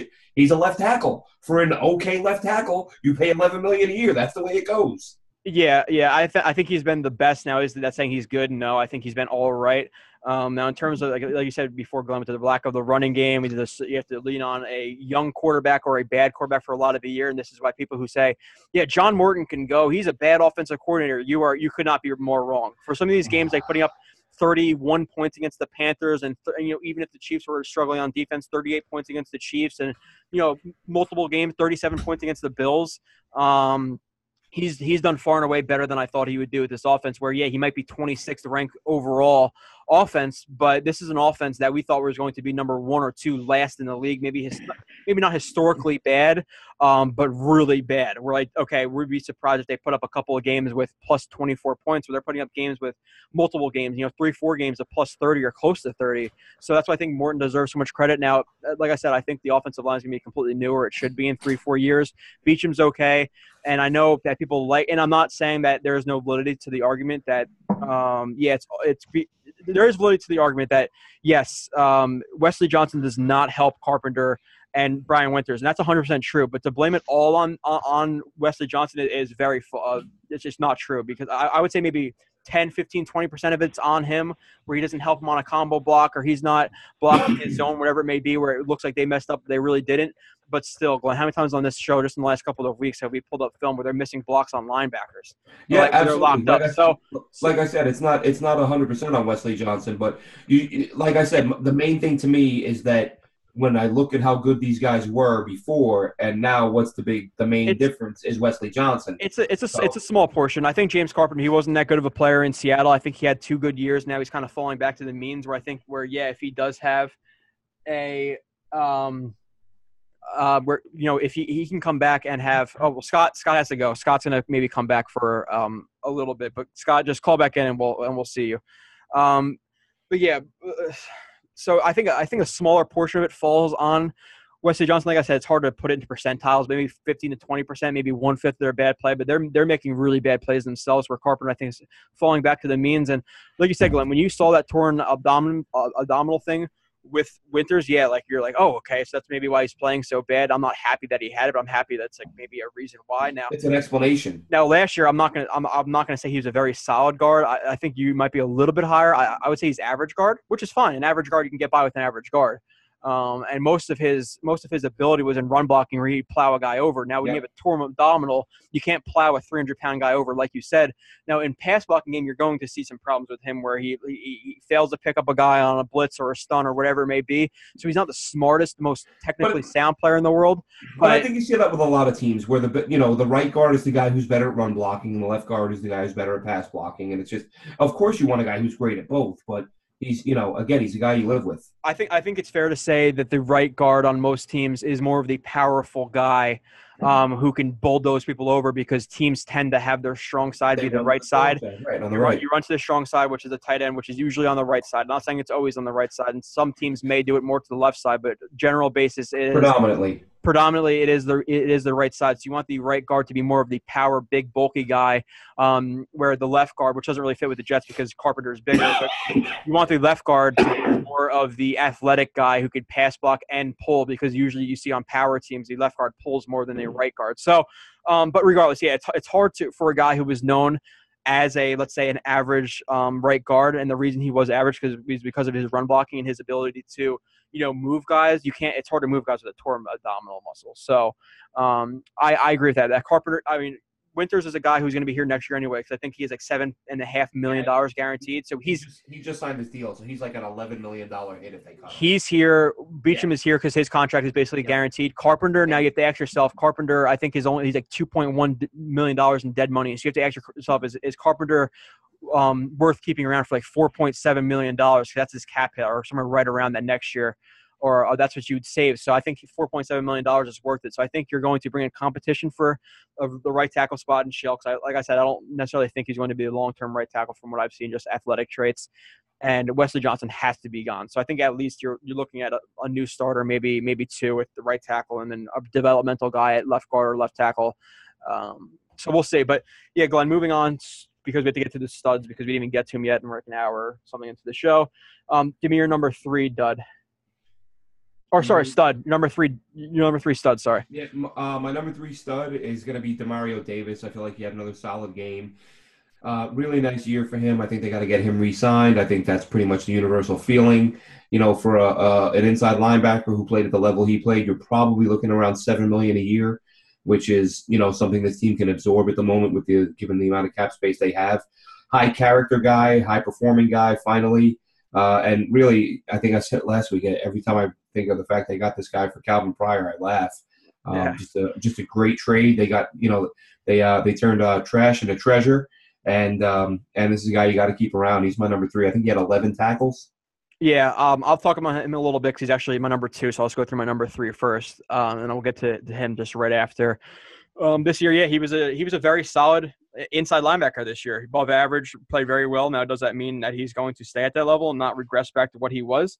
No, not necessarily. But for Calvin Pryor, for 1 year of that production is well worth it. So, yeah, he was very good this year, and even this game. The only reason he was my number 2 instead of my number, I don't know why people keep calling me today. It's weird. Sorry. Maybe there's like a podcast. You ever listen to the Bill Burr podcast? I don't, but I should because I've been watching all of his specials on Netflix. I love Bill Burr. He's really funny. Like he'll answer the middle of the show, like, "Oh man, I'm doing my effing podcast. Like, call me back." Maybe I should just do that. Like, what the hell you want? It's probably telemarketer. I love him. The last couple of weeks have been a lot of Bill Burr and Joe Rogan. Yeah. Yeah, some people don't like him, and like he'll bash like Christians and stuff like that. And I'm or Catholics. I'm Catholic, so like you just can't take all that stuff to heart. Oh my God, he doesn't like Catholics. I'm gonna stop listening to him. You have to be kind of don't get me off on a rant, a non-football rant, but I am so sick and tired of people treating comedians like they're politicians. Like they go up there and tell a joke. Oh my God, I can't believe he said that. He's a friggin' comedian. Go back and listen to George Carlin and Richard Pryor and Eddie Murphy, you know what I mean? Like they're jokes. Everyone's it's a joke right now. You say something about there's like legitimate comedians who will no longer do shows at college campuses because all these crybabies that need counseling after somebody hurts their feelings. It's a joke. Yeah, people are looking for ways to get offended nowadays in America. It's pretty sad. But let's not get into that because I don't want to lose followers. Joe, the word "sad" offends me, so please don't use that again. I don't care. I have a counselor on standby. But yeah, so I'm trying to think now. You just got me completely off. Sorry. No, dude, trust me. Trust me. A lot of things frustrate me. I'm not going to talk about. We've talked about some things like that on the show, and we lost a follower or two because of it, which I don't care too much because we have plenty. But people are soft. We've talked about this a lot. America is soft. I'm sorry. But let's go to So my number 3 dud of this game is actually Neal Sterling, who I think is going to be back here next year. It's not a crazy game, but there really wasn't too many studs from a 6 to 26 type of game. So I gave him my number 3. Thought it was worth shouting him out. 5 receptions, 74 yards. And on this play, I'm not sharing the screen yet. I caught myself. This is just a tosser concept where I've talked about a lot with Kyle last week where people have different terminology. Okay. So you listen. So terminology for the things people call. So if these 2 outside receivers are just 2 receivers to the twin set, whatever it may be, if 2 guys just run 2 slants, people call that tosser concept. I just call that dual slants. Where a tosser concept to me is two slants from the outside guys, and then you have a flat route underneath. Some people call that whatever they want to call it, but I don't call a tosser concept 2 slants. It's 2 slants with a flat route under it. This is nothing. I live in England, so I won't call it a tosser concept. Why is there? What does that mean in? Well, we'll talk offline about what a tosser is in England, Joe. Okay, I still got to tell you what goading somebody is. I think too. So we'll talk after the show. But yeah, tosser concepts. Like I said, that's what I call it. A lot of people do. Some people, I don't know what they would necessarily call this, but maybe just a tosser concept with a flat or tosser flat concept, whatever. But you see Robbie Anderson in the slot right there. He, little pick route, which is, it's a slant, but he's meant to run into the linebacker defensive back who is on Sterling. Sterling catches it and runs for, 25 yards or whatever. So nice play from Sterling. Nice yak. Nothing too crazy. Just I thought I would bring up a play. And this is another one that I'm going to bring up where we talk about Petty, and he'll make some NFL throws, and he's an NFL quarterback, so he's going to. And this is a really nice play, really nice ability to anticipate a window. And the Patriots are in cover 3 here, and you see Petty anticipate this window between the linebackers in the hook zone, throws it in between. So he has to be able to anticipate windows and then throw it through that tight window, which he does. Neal Sterling runs the deep dig route, catches it, and then runs for an extra 10, 15, 19, 18 yards. So another nice play from Sterling to get open there versus the zone. Really, really nice play from Petty, though, too, on this one. So I just thought I would bring him up. Yeah, absolutely. Rightfully so. He had a really nice game, and I'm going to go and say my number 2.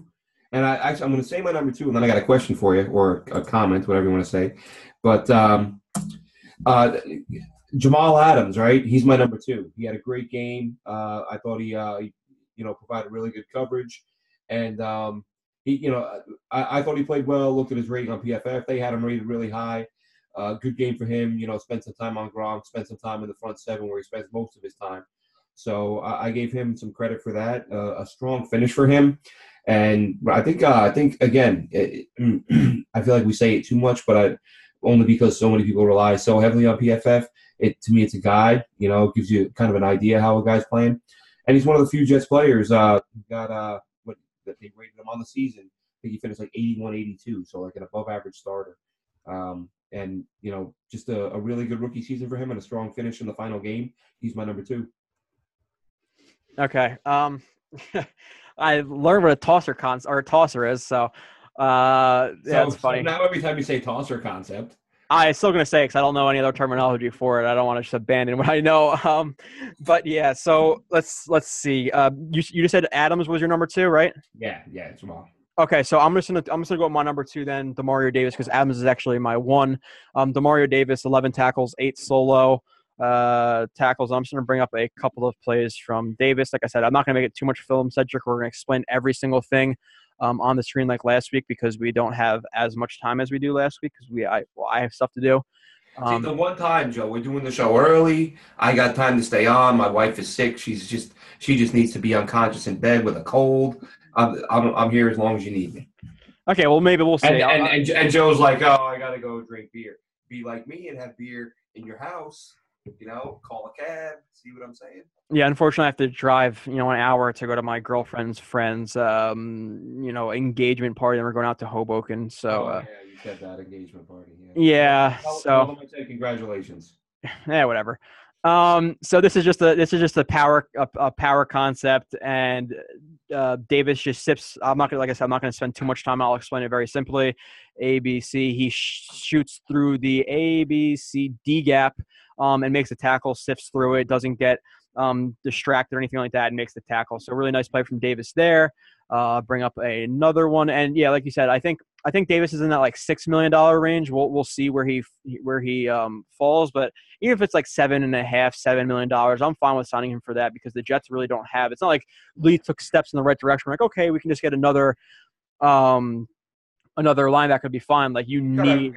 You got to have some continuity. You can't just expect – we'll just go ahead and replace everybody. Like, you don't have a ton of talent on this roster. You don't have enough talent to let guys walk when you've got $100 million in cap space. And that number keeps changing. It's like 80, 90, 100, 80. It just changes day to day. But basically, cutting Mo Wilkerson and, the NFLPA estimate is that the salary cap's going to go up by $10 million.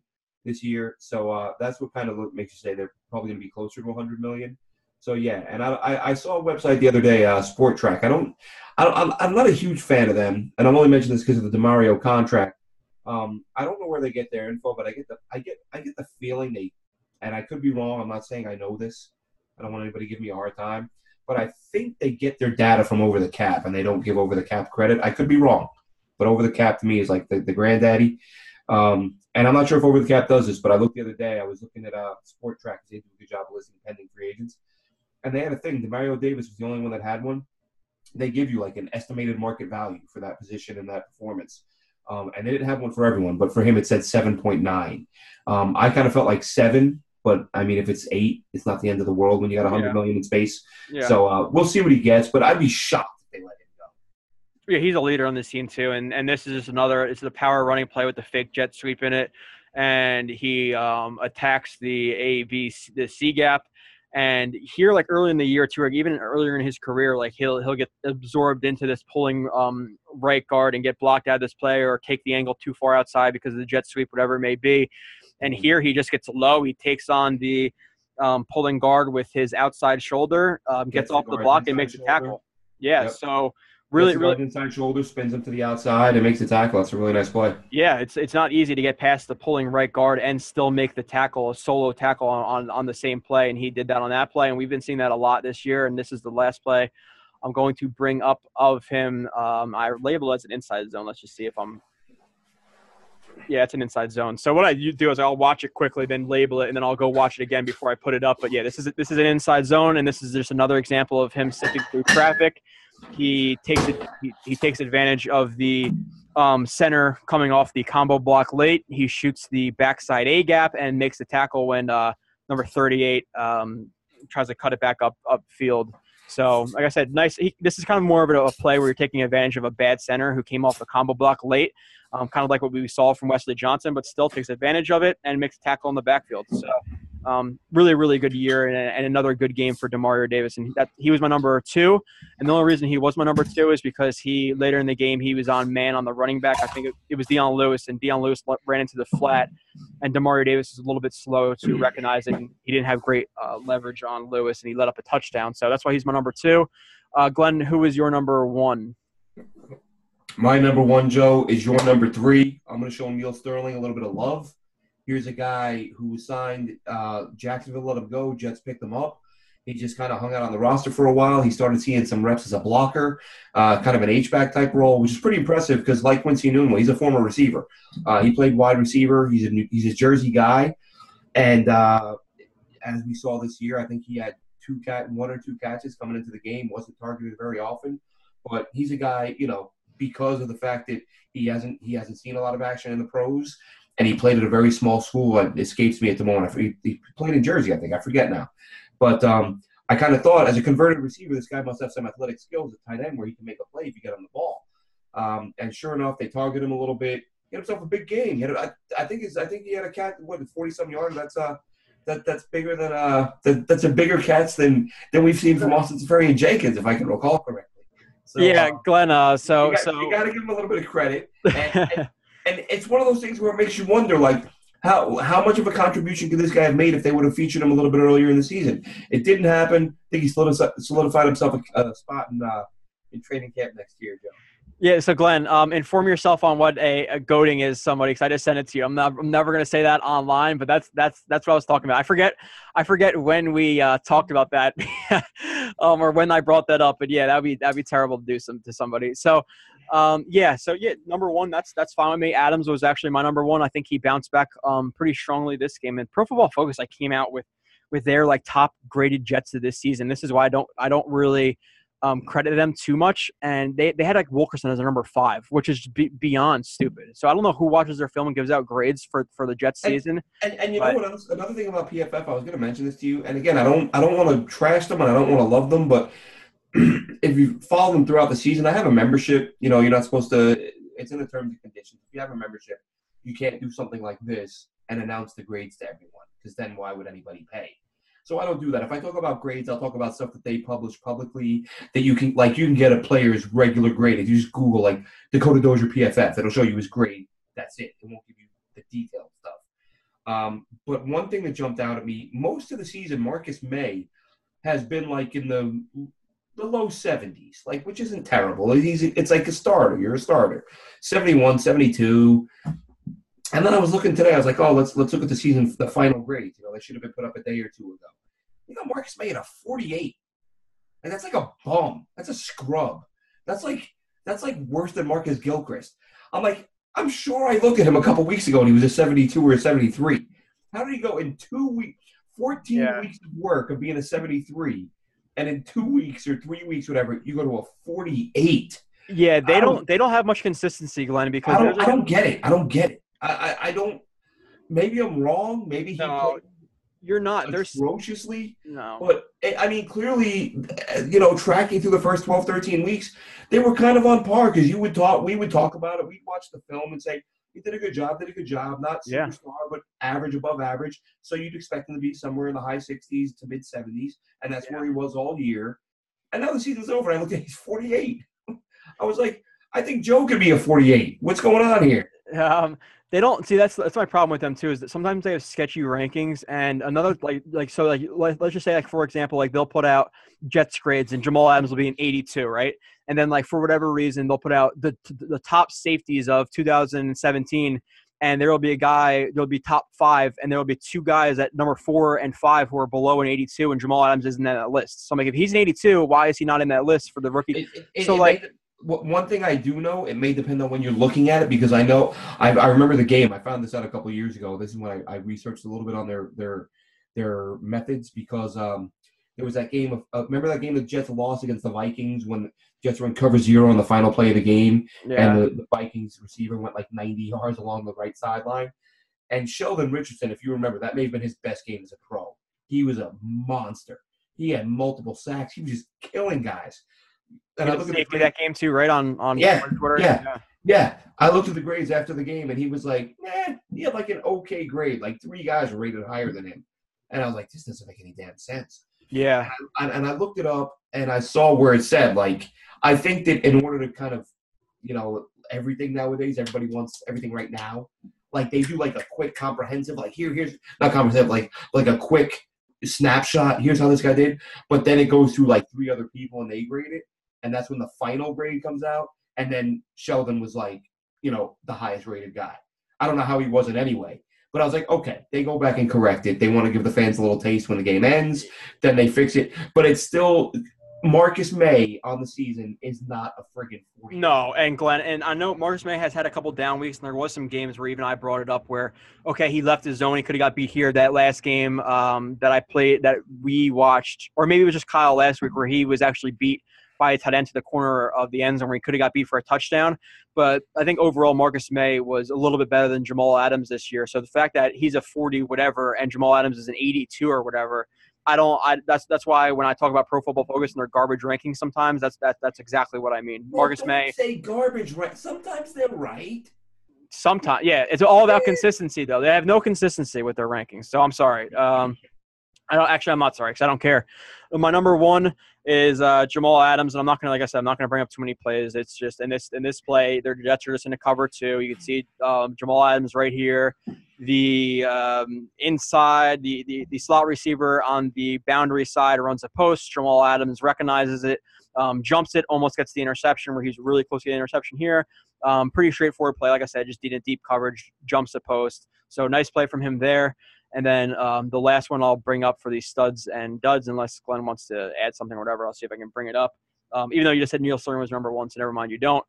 And this is just an inside zone, and Adams just fills a gap and makes a tackle. So just nothing too special there. Like I said, I don't want to go too far into it, but the fact – and this is why we see 20 run stops, and he's been playing really well and getting a lot of run stops more than any safety. Yeah, he's basically a linebacker for most of the year, where I would call him more of a linebacker almost than a safety.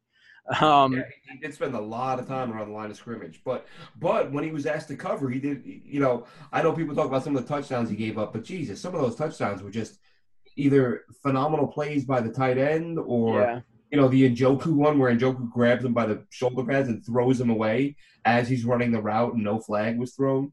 So he wasn't perfect, but as good as he was even better, I would say, than the numbers indicate, because people will look at it and go, "Oh, look, he gave up 4 or 5 touchdowns." Nah, the one against Gronk, then Gronk used his left hand to cover his face mask. Well, that might have been a touchdown. I think he drew a flag on that play. That was a big pass interference. Yeah. Gronk basically, they're both looking up at the ball, they're both clean, and then Gronk puts a hand up over his face mask, and there's no flag thrown. And people, he got beat by Gronk. Which, by the way, a rookie got beat by a Hall of Famer. He must be a bust. Yeah, and that happened. That game where he drew that penalty where Gronk, that was a pass interference on Gronk, if anything. And like I said, we'll admit when Jets players suck or whatever. But then later in the game, same situation, Darren Lee doesn't look to the ball and is all in Gronk's grill, and Gronk misses the ball, and there's no flag on Lee when it was much more of a flag than Adams. So that even the play last week where Adams could have took inside leverage.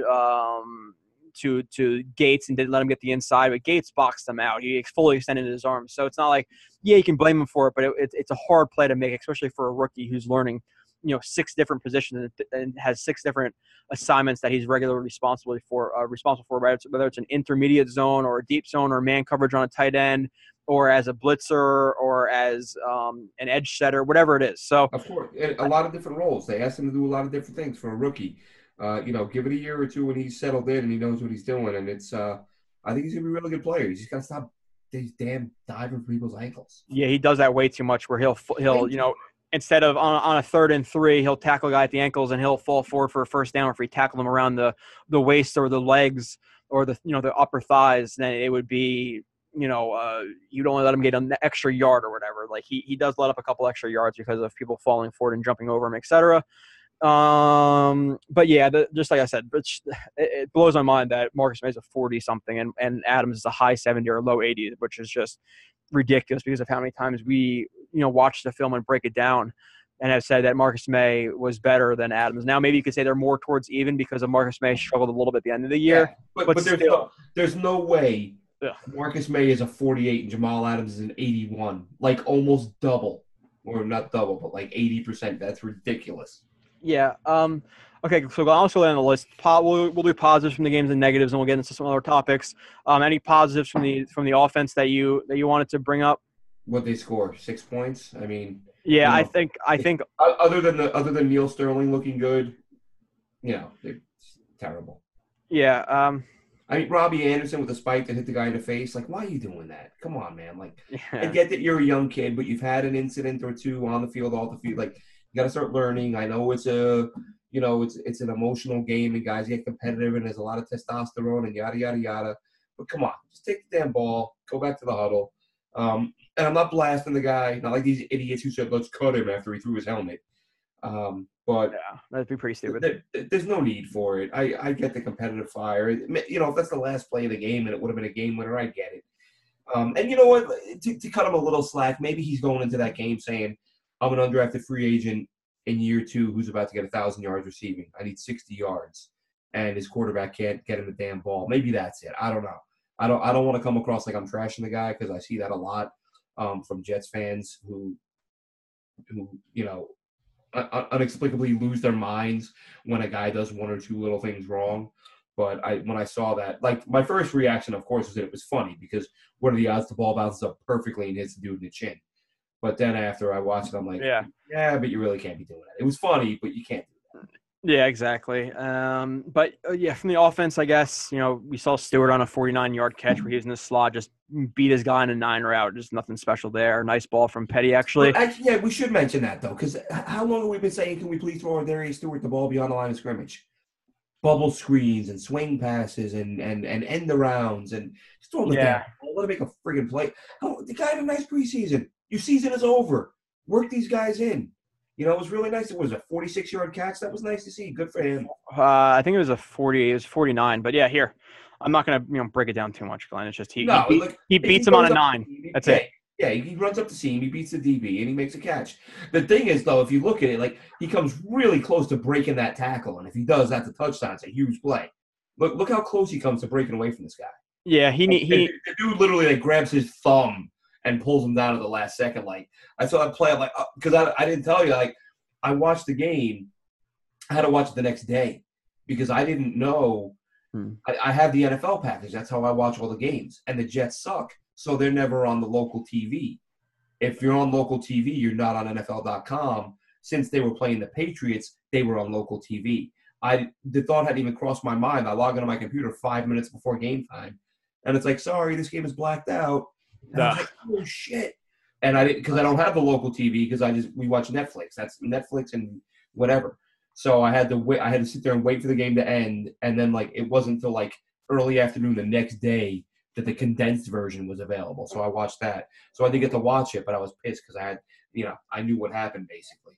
Yeah. Now, with the offense, too, and this is a guy I think that the Jets are bringing back.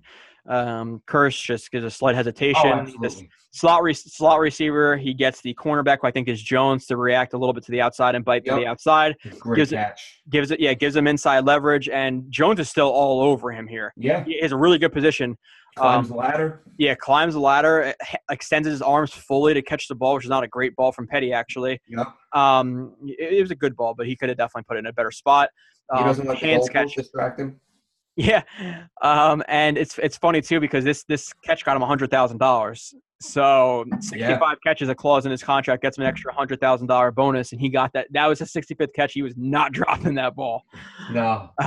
So good play from Kurtz. Could you imagine if you dropped that pass and you got to go back into the locker room knowing shit, it cost me $100,000. Yeah. And I know these guys are rich, but $100 grand is $100 grand. Maybe Bill Gates. It's a Ferrari, man. It's like maybe Bill Gates can laugh at $100 grand. NFL players. It's not like Jamal Curse is a guy making $16 million a year. That's a lot of money.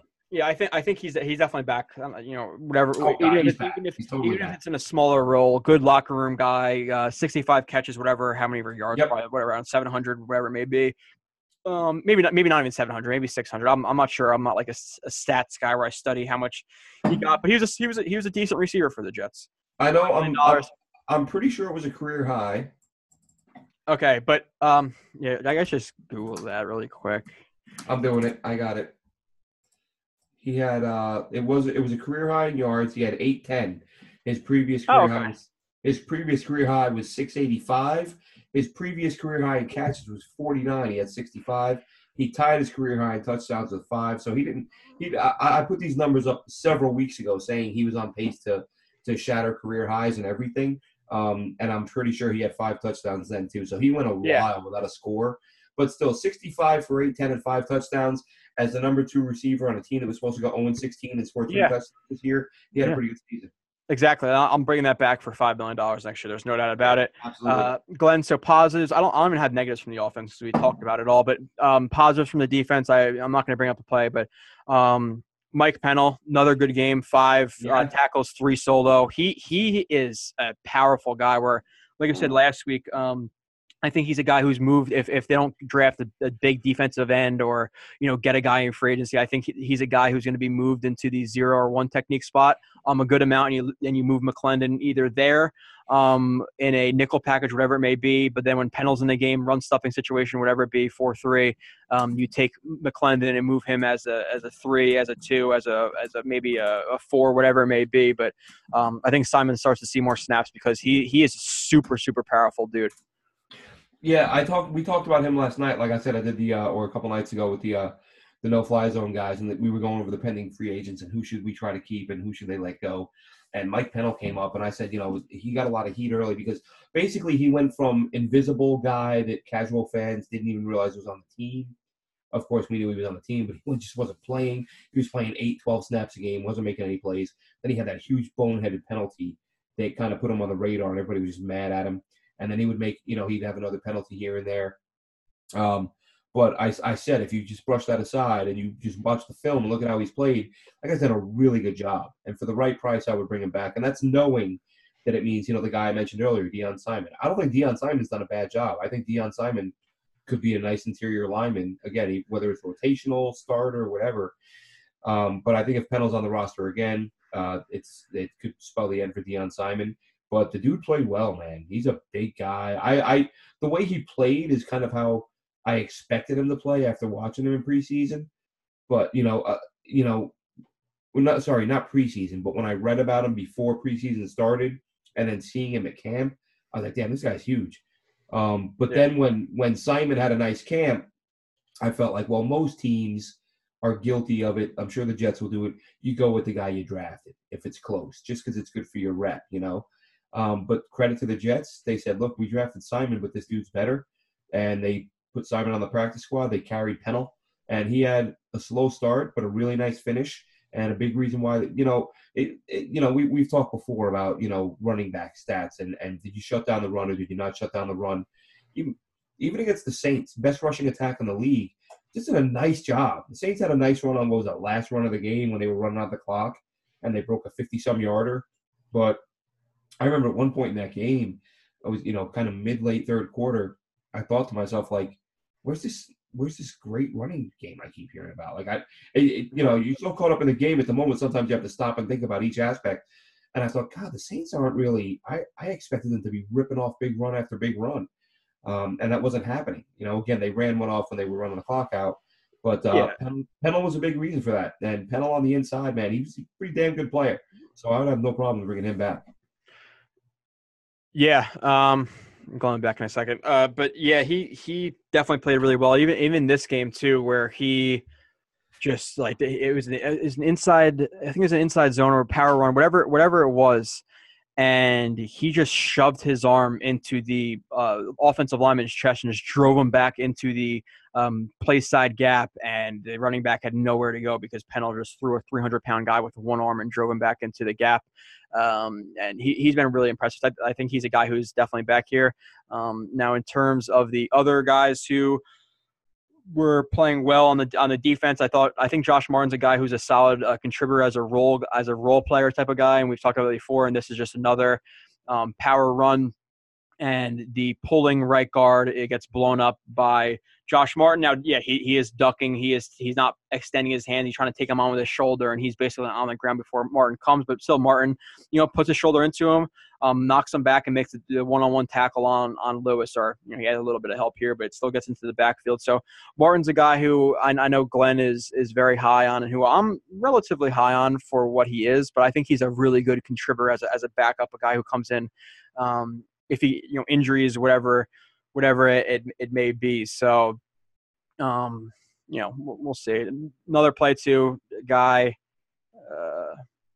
No, hold on. Let me. Glenn, can you hear me? Oh, can you hear me, Glenn?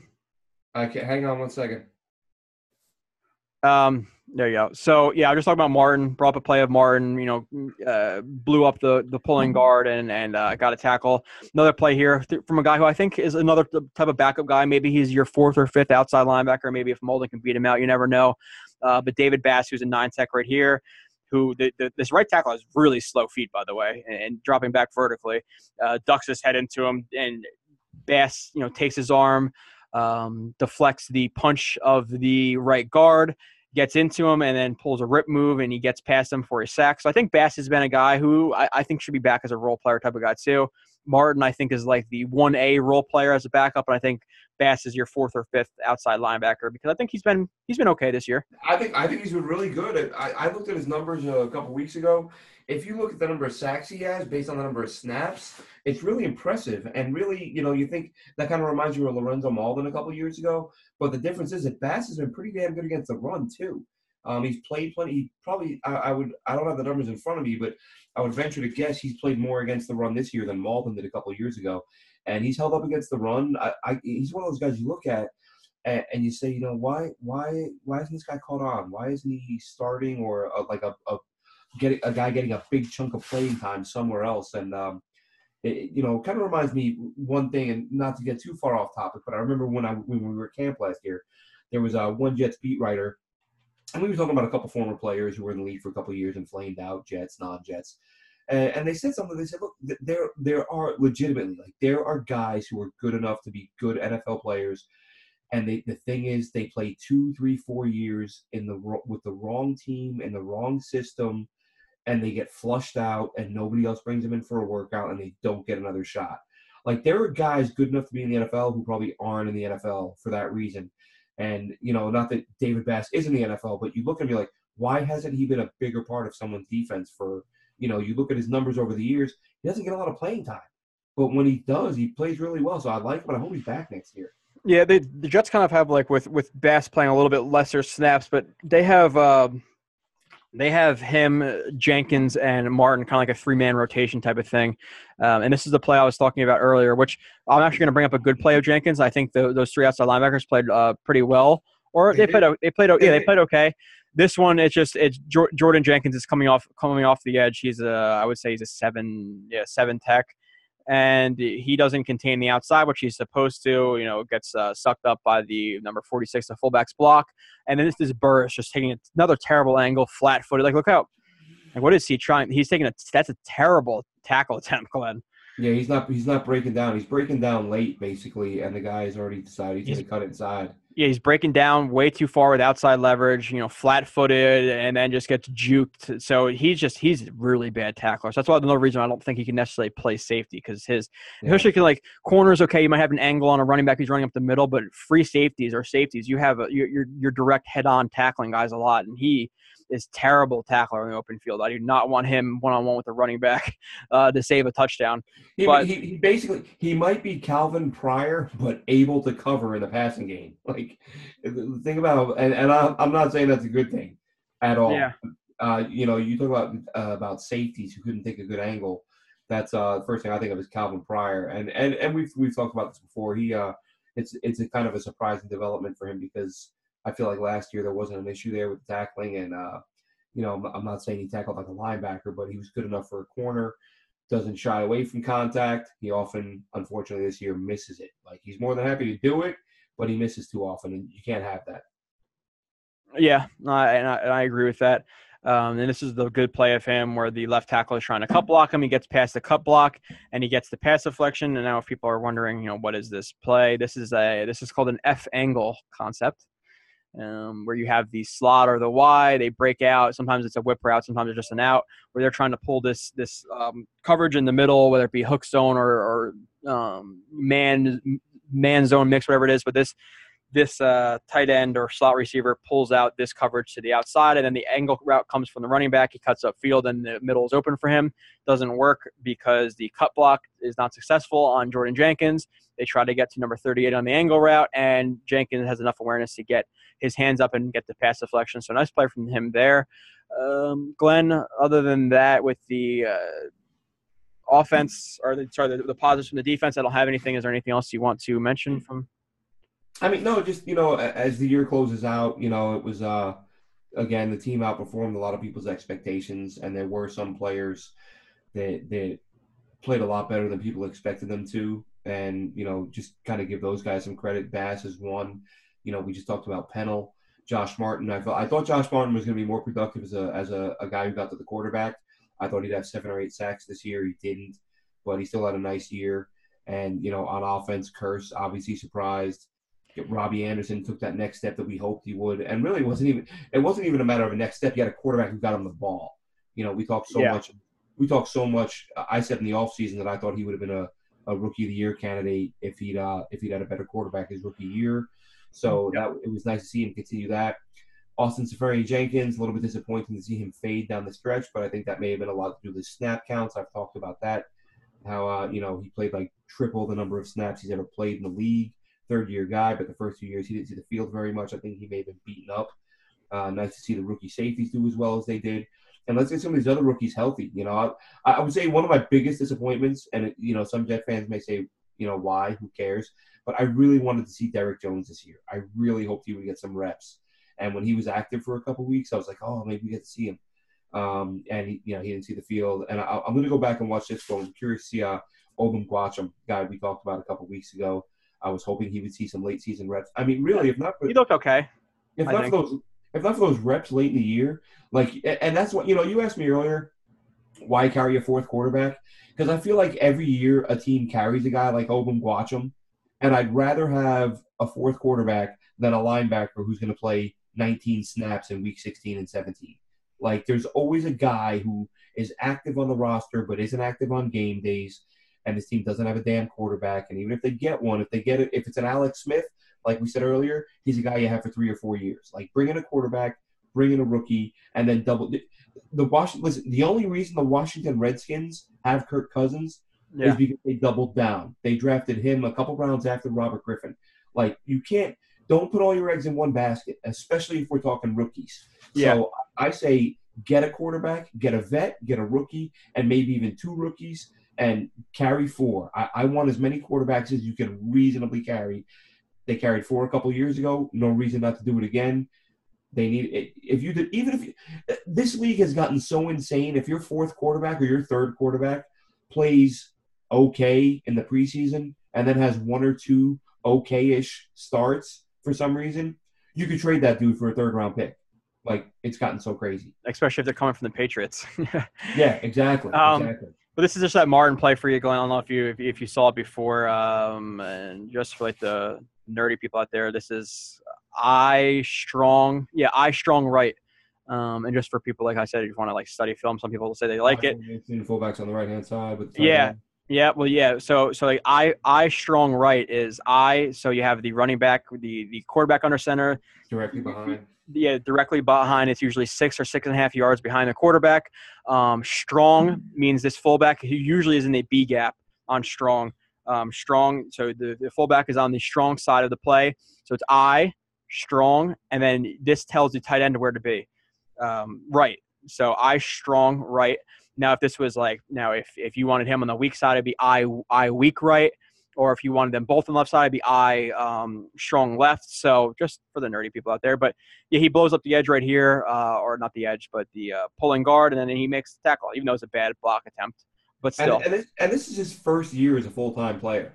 So I know you can look at it and say, oh, he's been in the league 4 or 5 years. Yeah, but this is the first time he's gotten on the field consistently. So maybe he takes another step next season. Who knows? But he is, at least he has proven himself as a guy who's capable of being a quality NFL player. And I'll tell you what, man, you follow that dude on Twitter, like, he's not your typical jock. Like, he tweets a lot, and he's like, hey, here's the latest on, like, the economics in Indonesia and blah. I'm like, oh, you want to talk about football? I'm cool. Maybe a little psychology, that's all right. But he's an Ivy League guy, Columbia. So he's got some brains up in there, and I know, not a lot of fans give a damn about about a player's character. I'm a big character guy, and I feel like he's a good character guy, and I like having those guys on my roster. I like guys I can root for, that I don't have to say, well, I root for him on Sunday, but there's a good chance he's beating the crap out of his girlfriend on Monday. Oh, geez. All right. Yeah. No, I get what you mean completely. Too many of those guys in the league, man. Oh, there's a lot, yeah. So moving on to the negatives from the defense, we'll move on to some other stuff. We talked about Morris Claiborne before with Scott, where Morris Claiborne got beat. Justin Burris was a disaster. Yeah, Morris Claiborne got beat on the 9 route where it could have been a big gain. He got beat on the drag or just a short crossing route, and he got beat again. But Brady didn't throw the ball too well. There's another play. I think this is almost put Marcus Maye in the negatives of this game because he didn't have that great of a game in here. It's just a Y cross concept, and Y cross, and you see this outside receiver run a vertical route, whether it be a post or a 9 route, and Marcus Maye gets sucked up by the play action. You can see him looking into the backfield and react to it, and then you see Cooks going right down the sideline, and he is wide open. Where if Brady throws it earlier on a rope, or he leads them, that's a touchdown. Yeah. So that's the plays that people don't really notice. Where he didn't let up a touchdown this game, but that's a touchdown right there. Last week he almost let up a touchdown to a tight end, but instead Rivers went to the right where he got a touchdown anyway. It's also one of those things, though, as I've said before, Joe, sometimes we'll look at film and you see a guy getting beat, and I'm like, sometimes the other guy's just better than you. Like, and Cooks is one of the fastest dudes in the NFL. Like, it's not – I'm not – like, he reacts late there, and I get it, but sometimes the other guy's just better. Yeah, but even on a slow receiver, Glenn, this is a hard angle to make up on, It is, and that's why I said he does react late. I agree with that. But I think I said it in my game preview, key matchups. I said, like, Brandon Cooks, like, the Jets don't have a lot of guys that can keep up with him.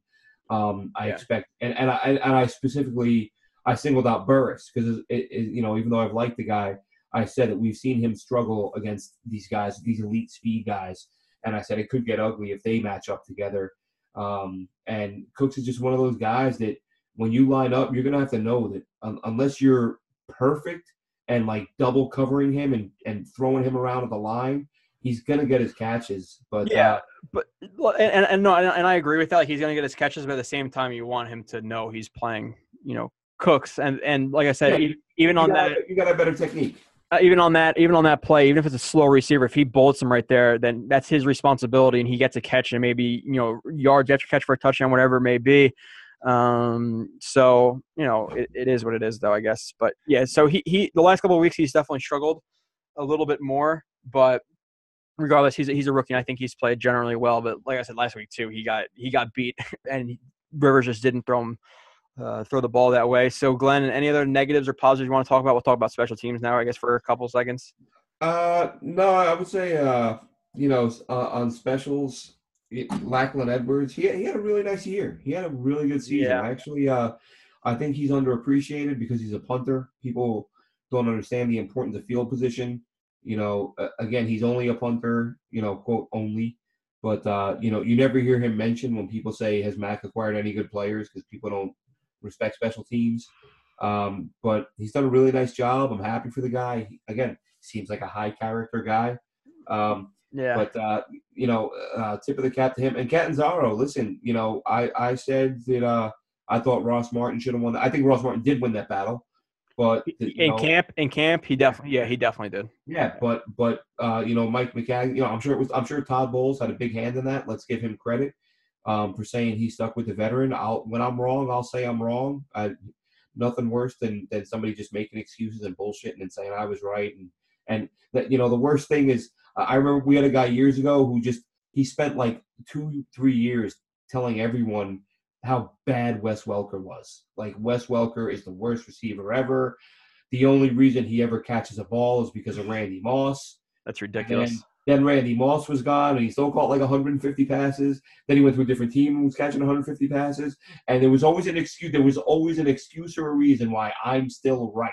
Despite the fact that every single thing that has happened has proven me wrong, I'm not like that, man. That's a lot of people. Yeah, a lot of people do that. I say it all the time. People, I think people kind of see it as a sign of weakness. I see it as like being like honest with yourself and a little bit of humility. You look stupid when you do that, Yeah, exactly. But that's the thing, though. Like, we're so overpopulated with stupid people that they would rather, just keep saying stupid stuff like, "Oh, the Earth is flat, man. I can't believe you fell for those fake pictures." But Catanzaro, man, I was wrong. Yeah. I thought, and this isn't to say Martin wasn't better. Martin was better, but the credit to the coaching staff for sticking with him. Yeah. And he's a free agent. Who knows? Maybe him and Martin coming to camp again next year. Yeah, I think we can definitely say that he had a better year than both of us expected. And while I do think that Martin won the job in camp, maybe he came into the season didn't do as well as Catanzaro. So we have to give the Jets coaching staff credit. Yeah. And like you said, he had a relatively good year. Catanzaro was 2 for 3 this game. He had 1 blocked kick. I think if he would have hit that one, the Jets would have won the game, but that's a whole different topic. Yeah. Now, in terms of Lachlan Edwards. He lost them that game. Lachlan Edwards, 7 punts, 324 yards for a 46.3 average. And you're talking about him playing well, and he sets the Jets record in both gross punt average, which is 46.6 for gross punt average. For people who don't know what that means, that's how far the ball actually travels in the air past the line of scrimmage. And then his net punt was 40.5, and net punt means, okay, well, if he catches it at the 40, let's say it's a 50-yard punt, and then he catches it, the punt returner, and brings it forward 5 yards, that's a 45-yard punt in net. So gross and net, he set the records in it with, like I said, gross being 46.6, net being 40.5, and net for net punt return for the Jets and all the big punt returns they let up, I'm surprised it's even that number, honestly, when I saw that.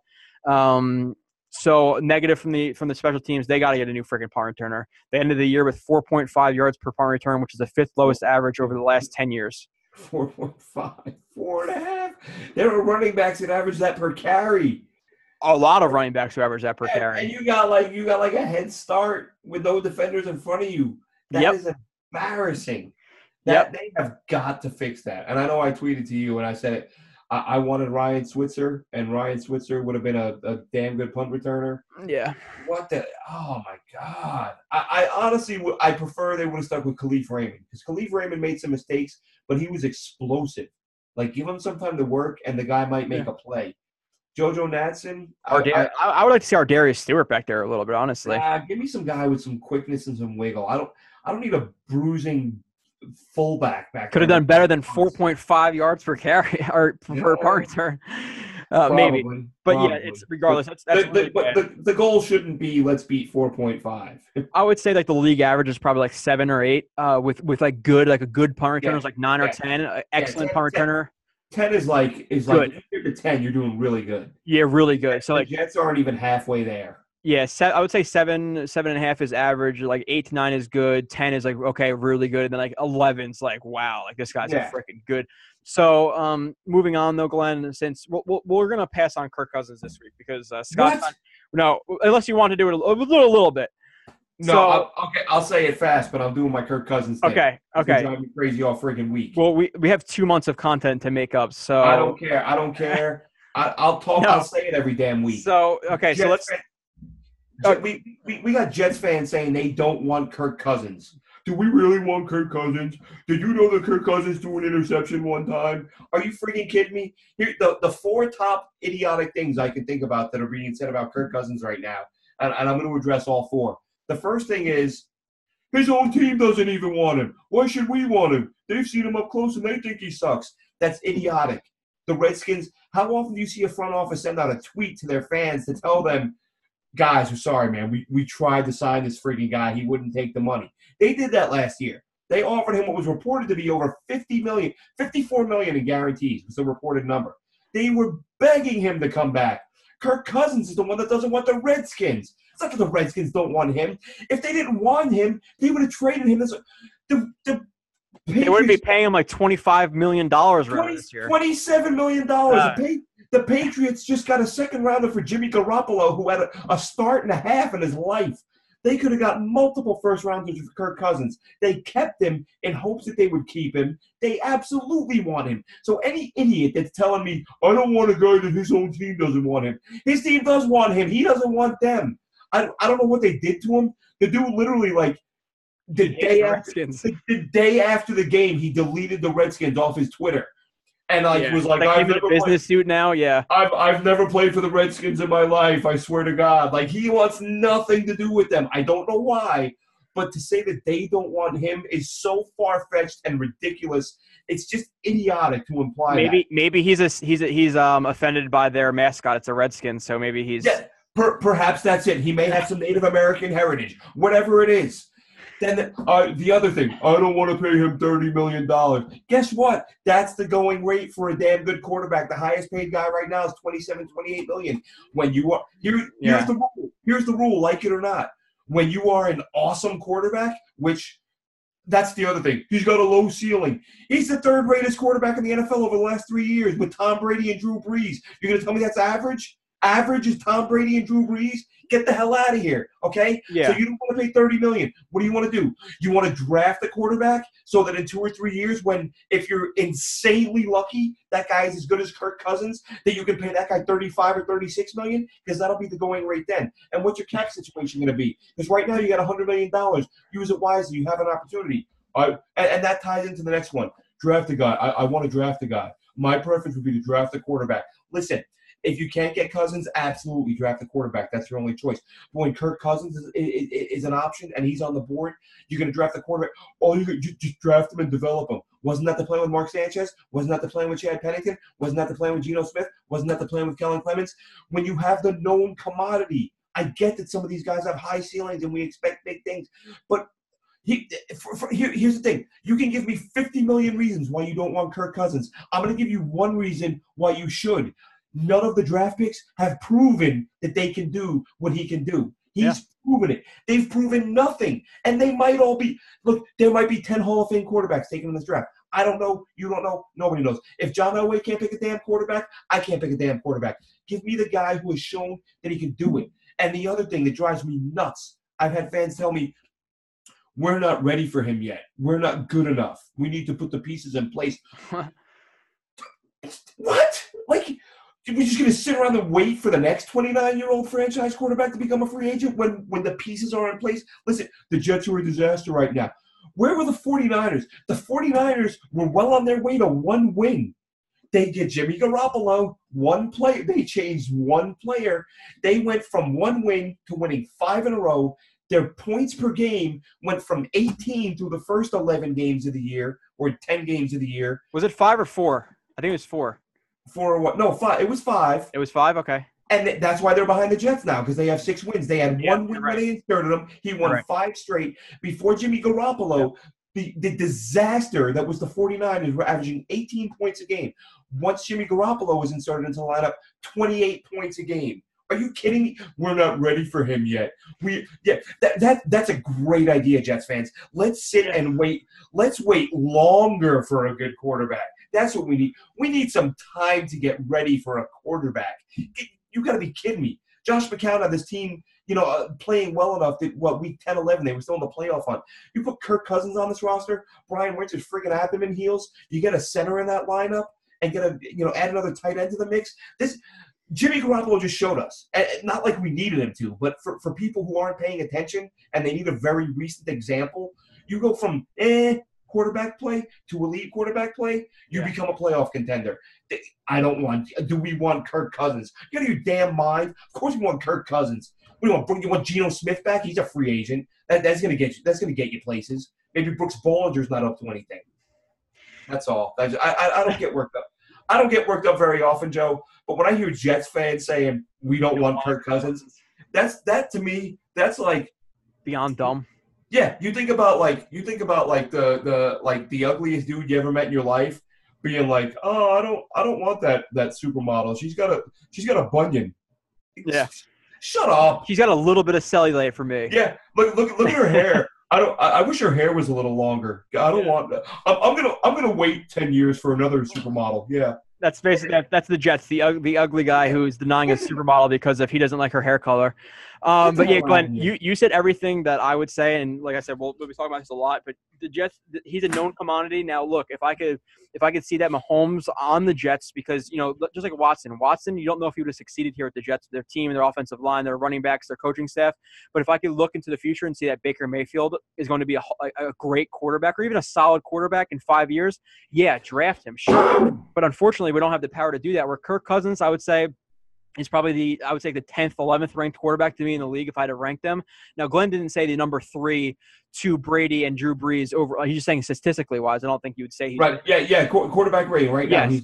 I'm just clarifying because there will be people. Oh, he's not the third best. So you probably think right where I would say 10, 11 range. You have that, and even on the Jets this year, and that's 10, 11 range with a not very good roster. Yeah, exactly. If Quincy Noon was full health and you got Quincy and Curse and Robbie. Yeah. And if you add an offensive line, maybe another running back, maybe another receiver. Exactly. But it's $100 million. And even just this year without that $100 million and Kirk Cousins, just plug them in. I don't like playing the if game. You're having at least 7-9, 8-8 type of season. They're winning a couple of that Patriots game, the Carolina game. Like, they're winning those games. The Miami game, you're not coming back 14 points, so the Jets can kill the clock with a good quarterback who can make a throw on 3rd and 3, whatever. So yeah, 8-8, 7-9 Kirk Cousins easily this year. Now you do that. You add that on top of the fact that the Jets have $100 million. If they spend that money wisely, draft a guy like Chubb at 6, get address positions. That's exactly what I was just going to say. You get Kirk Cousins, that changes the whole dynamic of the draft. You're not giving up picks to move up. You take Bradley Chubb at number 6. You take a center or a back with one of your second-round picks. There's so much you can do to improve this roster. Imagine, get him. Imagine if they had Cousins, they add a guard and a center, or let's say a right tackle and a center in free agency, another running back, a guy who could play 20% of the snaps, 30% of the snaps, a tight end, a backup tight end, a corner like a Trumaine Johnson, and then they can draft Chubb and then a center in round 2 and a freaking another cornerback. Like I'm hoping I don't want to get too drafty. We've talked about that, and I like Price a lot. But I really hope they address center in free agency, because as much as they need a center, I hate the thought of using a second rounder on one. Like, there are 2 or 3 pretty good ones in free agency. So Jensen from Baltimore is one. You go out and you sign him. That's a significant upgrade at center. And now that second rounder, maybe it's the best left tackle on the board. Maybe it's the best corner on the board. Developmental guy, yeah. But center is such a disaster right now. You can't ignore it. But I would much rather get a quality vet in free agency and use those second rounders on premier positions. But regardless, let's just say in whatever way free agency or the draft, and if they hit on these draft picks, but even if the Jets just go into free agency, they sign Cousins and they address the huge holes that we talked about, center, corner, outside linebacker, the Jets can easily be competing for a playoff spot next year. And we are thought to be more negative people, but if the Jets spend that money wisely and draft well and sign a quarterback who's in that 10 to 11 range, to me, the Jets could easily be a contending for a playoff team at the Joe, I mean, in all reality, Joe, with Kirk Cousins this year, they may contend for a playoff spot. Yeah. I mean, those games where they didn't have a running game, it wouldn't have mattered as much with a better quarterback who you could throw the ball with and, stretch the field, and he could do more than Josh McCown could, and you win some of those games. They might win 8-9 games. 9 games has you banging on the door for the playoffs. Yeah, especially in a weak AFC this year. But just final thought, like I said, if I can look into the future and one of these quarterbacks is as good or a little bit below Kirk Cousins and they're younger in the draft, yeah, sure, take them. But Kirk Cousins is a known commodity. Why not add him to a team with $100 million in cap space? It's dumb. I can't believe when I hear Jets fans say. So let's say the Jets, Kirk Cousins wants to come here. All you idiot, or I'm not going to be a dick about it, but the Jets fans who want to just pass on Kirk Cousins and not even offer him a contract, he goes to the Broncos. The Jets draft Mayfield at number 6. He's a bust, and then Kirk Cousins is winning games with the Broncos. You're going to be like, wow, the Jets don't have a quarterback again. So and then we're going to hear about, Maccagnan is so stupid. He had a known commodity, and he drafted a rookie who sucks. As the same people who wanted him to do that. Exactly. That's all the people that are like, Yep. I want a franchise quarterback who's only 23. I just want a damn good quarterback. Even if it's And only for 5, 6, 7 years. You cannot override the importance of knowing the guy can do it. How many quarterbacks have we seen taken in the first round who suck? They come out of college. I guarantee you that I want Mark Sanchez. I want Ryan Leaf. I want these guys. Paxton Lynch. They don't get I wanted Paxton Lynch. I'm not gonna lie. I'm not gonna do revision history. In my defense, though, I wanted Paxton Lynch when I thought Chan would be around for a couple years to work with him. If you would have told me, yo, Chan's quitting after this year, then I would have been like, ixnay on the inch lay. But come on, man. Like every single year we see these first rounders bust, and there's still people that are like, I don't want to pay $30 million for Cousins. I want to draft someone else because if he's as good as Cousins, we can pay him 36. Yeah, exactly. Glenn, in 3 or 4 years. Let's move on though, because we're talking about Cousins plenty this offseason. Trust me. Quick thoughts. I don't think we're going to expand on this much, but the Jets extend Maccagnan and Bowles. What was it? What was the year exactly? I didn't even pay attention to the year exactly. They extended by 2 years. Yeah, 2-year extensions. 2-year extensions, but yeah, people, oh my God, they're extending. Basically, all this contract meant of these contract extensions was you're not getting fired after this year. So we're giving you an extension until the 2018 end. They can fire them the next year if they really want to, because didn't the Jets extend Rex Ryan and then the next year they cut him or let him go? Yeah. So didn't the Los Angeles Raiders just sign Jack Del Rio to a 4-year deal and fire him 20 minutes ago to hire him? Yeah, exactly. So. And it's not like these guys aren't coming off a Super Bowl win, so I'm sure they're not getting huge money. No, it's a 1-year extension, Glenn. Relative to NFL terms, yeah. And it's like I said, all these it's nauseating the number of idiot fans, and it's a few. It's a minority. Like I think most fans have a pretty good idea of what's going on right now, but for the last 7, 8, 9 months, like the same idiots that are like, Mac's going to draft a safety. We're not even going to get a quarterback.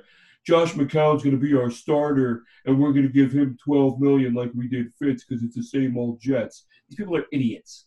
There is no way McCown is starting for this team next year. And if he is, I'm the first one, dude. Fire MikeMaccagnan.com. Get the hell out of here. Yeah. So, yeah, I don't want to hear that Mac's going to draft a friggin' safety in the first round. And if he does, it better be because he signed Kirk Cousins and he's drafting Minka Fitzpatrick. That's the only, you know what I mean? But even then, give me Bradley Chubb at 6. If they drafted Minka Fitzpatrick at 6, the Jets are running big nickel for the rest of their lives. Because exactly. Maye, Adams, and Fitzpatrick, that'd be ridiculous. Exactly. But, yeah, so – and I agree with you. If he doesn't have a first-round quarterback or Kirk Cousins or maybe like a Tyrod Taylor, he needs to be fired. This is a 1-year extension. Maccagnan has been okay. Bowles was really bad this year. He looked a little bit better, so they're kind of tied at the hip where I don't think they would fire Bowles, where they're not in love with Maccagnan, bringing a new head coach and then maybe fire Maccagnan after this year. So they're tied at the hip at this point. It's a 1-year extension, basically, where they can get rid of both of them. So there's not too much thought. This is what we thought was going to happen. Nothing too surprising. None of us thought that he was going to get fired after this year. 5-11, they overachieved, at least in my opinion, at least a little bit maybe. But Glenn, let's get into the picks because I do have to run. Yeah, go ahead. I don't even know who's playing this week. Give me throw the teams at me, and I'll of course, as we always do it. How did I do this week, by the way? Do I not ever tell you, Glenn? Do I just skip on that part? Only because you said you were about to leave. I thought you were going to get ready. No. I have to leave in a couple of minutes. Meaning, like, let's do the picks now. Did I go 5-0? No, you did not go 5-0. So we both. I had a bad week. Like after all this talk of I know they get to this record, whatever. You went 3-2. I went 2-3. You are now 52-28. I am 50-30, which is just depressing. We both picked the Patriots, who beat the Jets 26-6. We both picked the Falcons, who beat the Panthers 22-10. We both picked the Ravens, who lost 31-27. Knocking themselves out of the playoffs. I picked the Dolphins. You picked the Bills. The Bills won 22-16. We both picked the Jaguars, who lost 15-10 to the Tennessee Titans. So 3-2, 2-3 for me. This week we're doing the playoff games, obviously, and I need to come back. So this week the first playoff game, which is tomorrow at 4:30, Saturday at 4:30. The 9-7 Titans at the 10-6 Chiefs. 9-6 Titans. Give me the Chiefs. Okay, yeah, that's what I'm gonna take that as well, just because they're in Kansas City and the Titans are so inconsistent this year.